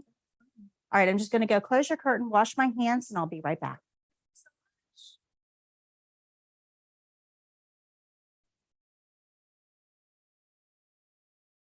Hands are clean. All right, Miss Jones, if you can support your arm on the table there. This is going to take me about a minute, but I'll let you know when I'm done, okay? Ready, start, and stop. Thank you very much. Is there anything else I can get for you while I'm here? Can I get that crossword over there? Sure, let me get that for you. And there's your call light. We're going to pretend you can reach it. But here's your crossword puzzle book. There you go. And if you need anything at all, just hit the call light, okay? Thank you so much. You're welcome. Wash my hands, document, wash my hands again. My skill is done. Which one would you want? Definitely the second one. I was even anxious, even though I know you're like just showing us. Oh my God, I can't even imagine. Yes. Yeah, nobody wants CNA number 1. CNA number 1s don't even want CNA number 1s, right? Right? But these are people that are letting their apathy or their outside problems influence how they're relating to the patient. Now, I may be having the worst day in the world, but you'll never know it because it's not my job to burden you with that, right? So let's look at some specifics, differences between the 2. So what about the way I approached the patient? Did you notice CNA number 1 faced this way? CNA number 2 face the patient. What impression do you think this gives the patient? You want to there. You don't wanna be there. Yeah, this sends a very clear message that you are an imposition, right? I'm just here to get done. Let's go. Exactly. Where when I face the patient, now they have my total attention. It's a totally different dynamic.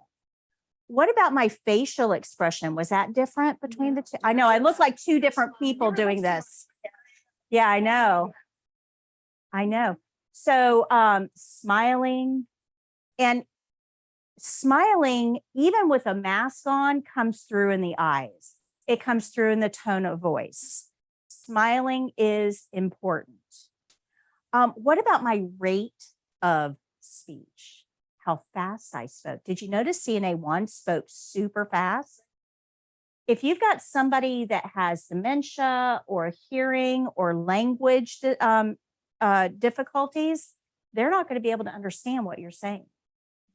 So you need to slow your speech down, make sure that you're connecting, and look for those nonverbal cues that says that they understand what you're saying, right? What about tone of voice? Was that different? That tone of voice is real different. What about the amount of explanations I use? CNA number 1 expected you to know what I was doing, right? Remember, your patients didn't take a CNA class. You had to sit in this class to learn how to do your job. Don't assume that they know how to do your job. They didn't sit in this class. So you have to tell them what you expect. So CNA number 2 instructed the patient, can you put your arm on the table? Told them what I needed from them, right? CNA number 1 expected you to know. There's a big difference. What about the way I walked? Was that different? Yeah, CNA number 1 just kind of trudged along, you know, don't want to be there, right? CNA number 2 walked upright, shoulders back with pride. Guys, if you want to be seen as a professional within the healthcare industry, surprise, you have to act like a professional. You know, it's not just automatically handed to you. You have to earn it. And unfortunately, we're suffering from a very serious image problem in the CNA world because CNAs are not acting professional. If you want to be seen as one, your obligation is to act as one. Does that make sense? So the way that you walk is going to play into this. So all of these things are graded under indirect care. And I'm glad that they're graded because knowing how to give a partial bed bath doesn't do you any good if you have crappy bedside manner while you're giving the partial bed bath. You know, so it's got its own separate grading category, indirect care. Good? Okay. I find it's better to show you those two than try to explain it. It was better. Yeah. Yeah, a demonstration really is worth 1,000 words there. All right. So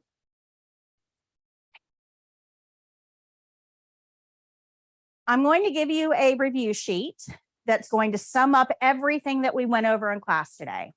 If you save these, you get one at the end of every class. If you save these review sheets, if you fill them out, you know, when I give them to you, it creates a very, very nice little condensed study booklet for you before the state exam. And I just started doing this a couple of months ago, and my students absolutely love it. They said it has helped them tremendously on the state exam. So I will be giving that to you shortly. But there's something that I want to talk to you guys about, a resource that you have. So let's talk about this page right here.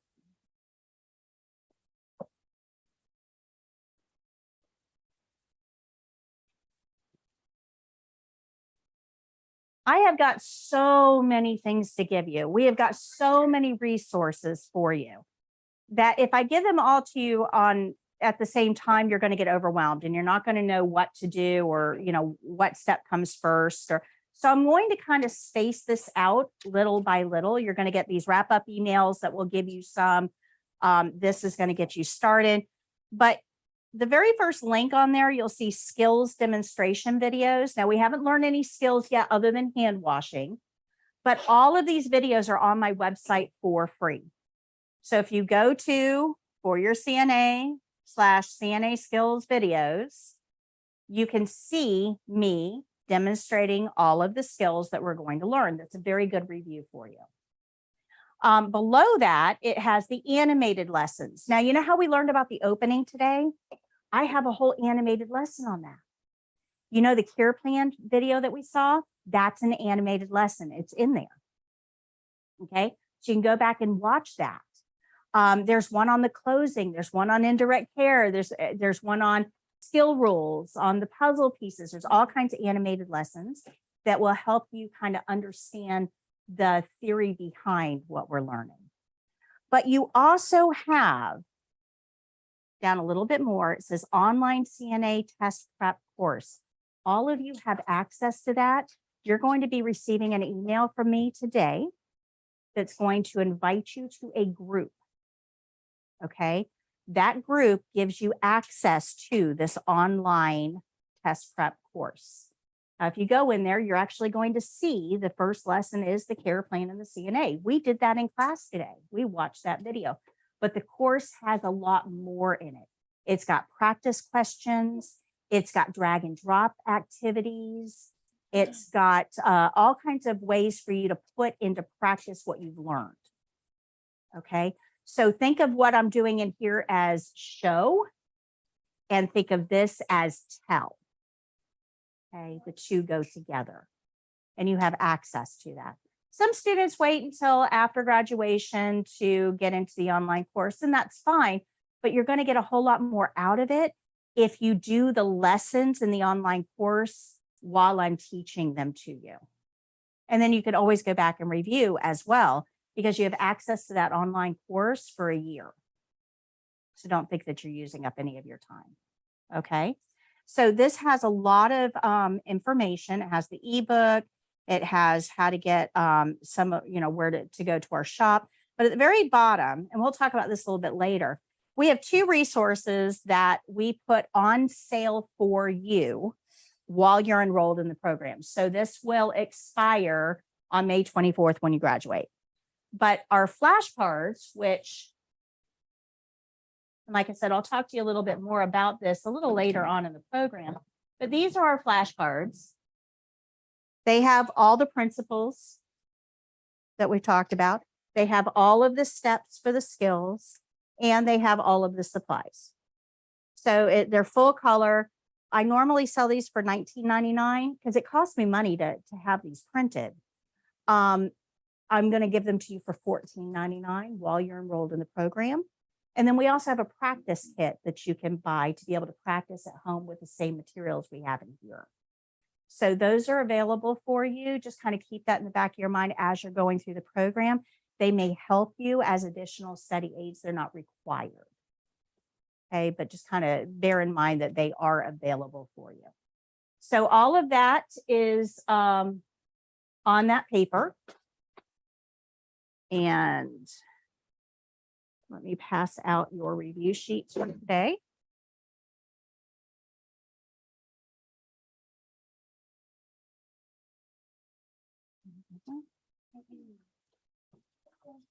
And then at the end of each class, I answer all of the YouTube questions that came in on YouTube. So if you join us on YouTube on any particular day, type your questions in and I will get to them at the end of the program. I actually go through and answer all of these questions as well. So while you guys are working on that over the next minute or two, I will answer these questions because some of these might be helpful for you as well.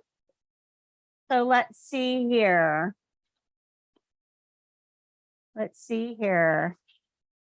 Wow. A lot of people. All right. Hello, Fernanda. Hello, Helena. Hello, Keisha.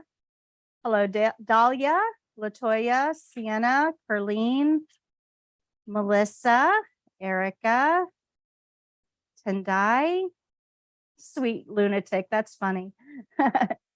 Sweet is taking a caregiving and CNA course. Keisha, I've already answered your question. We go live Mondays and Wednesdays from 9 to 1. Kevin says your videos and live stream are an invaluable resource. Thank you. Dezome, Anne Marie, Olivia.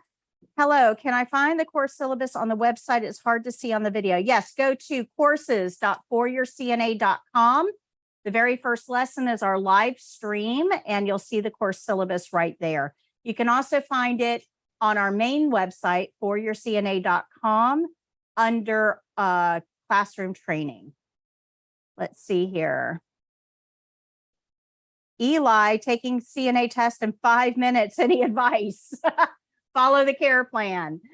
And Anaya says, so in other words, you are stating we should ask the patient what they want to wear or eat, even though they don't understand. Yes, or you can give limited choices if they don't understand. Again, follow the care plan. The nurse is the one that's responsible for planning out the care of the patient. So always refer your questions to the nurse for that particular patient. Hi, Helen. So nice of you to join us. Yes, Satama, give them options to choose from. Absolutely. Oh, Helen says, love your lectures. Do not worry about talking too much. I love it. The talking makes a lot of sense. Thank you. And hi, Azam. All right, guys. Hi, Tin Bob. Hi. So lots of people here today. Doesn't look like there's any other questions that I need to answer. Hey, if you guys found any value in this, give me a little thumbs up at the bottom of the screen. I don't have any thumbs up yet. If you could give me a thumbs up on YouTube, that lets other people know you found this helpful. That would be very helpful.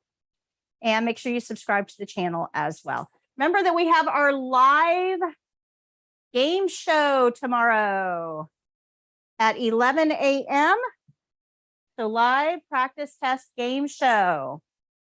I'm giving away a badge holder and a card game for the top 2. So make sure you join us if you can. And we'll be back here in the classroom live on Wednesday at 9. All right, so I'm going to go ahead and sign off on YouTube. Thank you guys for joining me. I'll see you tomorrow morning at 11 and back here in the classroom at 9 on Wednesday. So until next time, guys, happy caregiving. Bye. Don't forget to give me a thumbs up.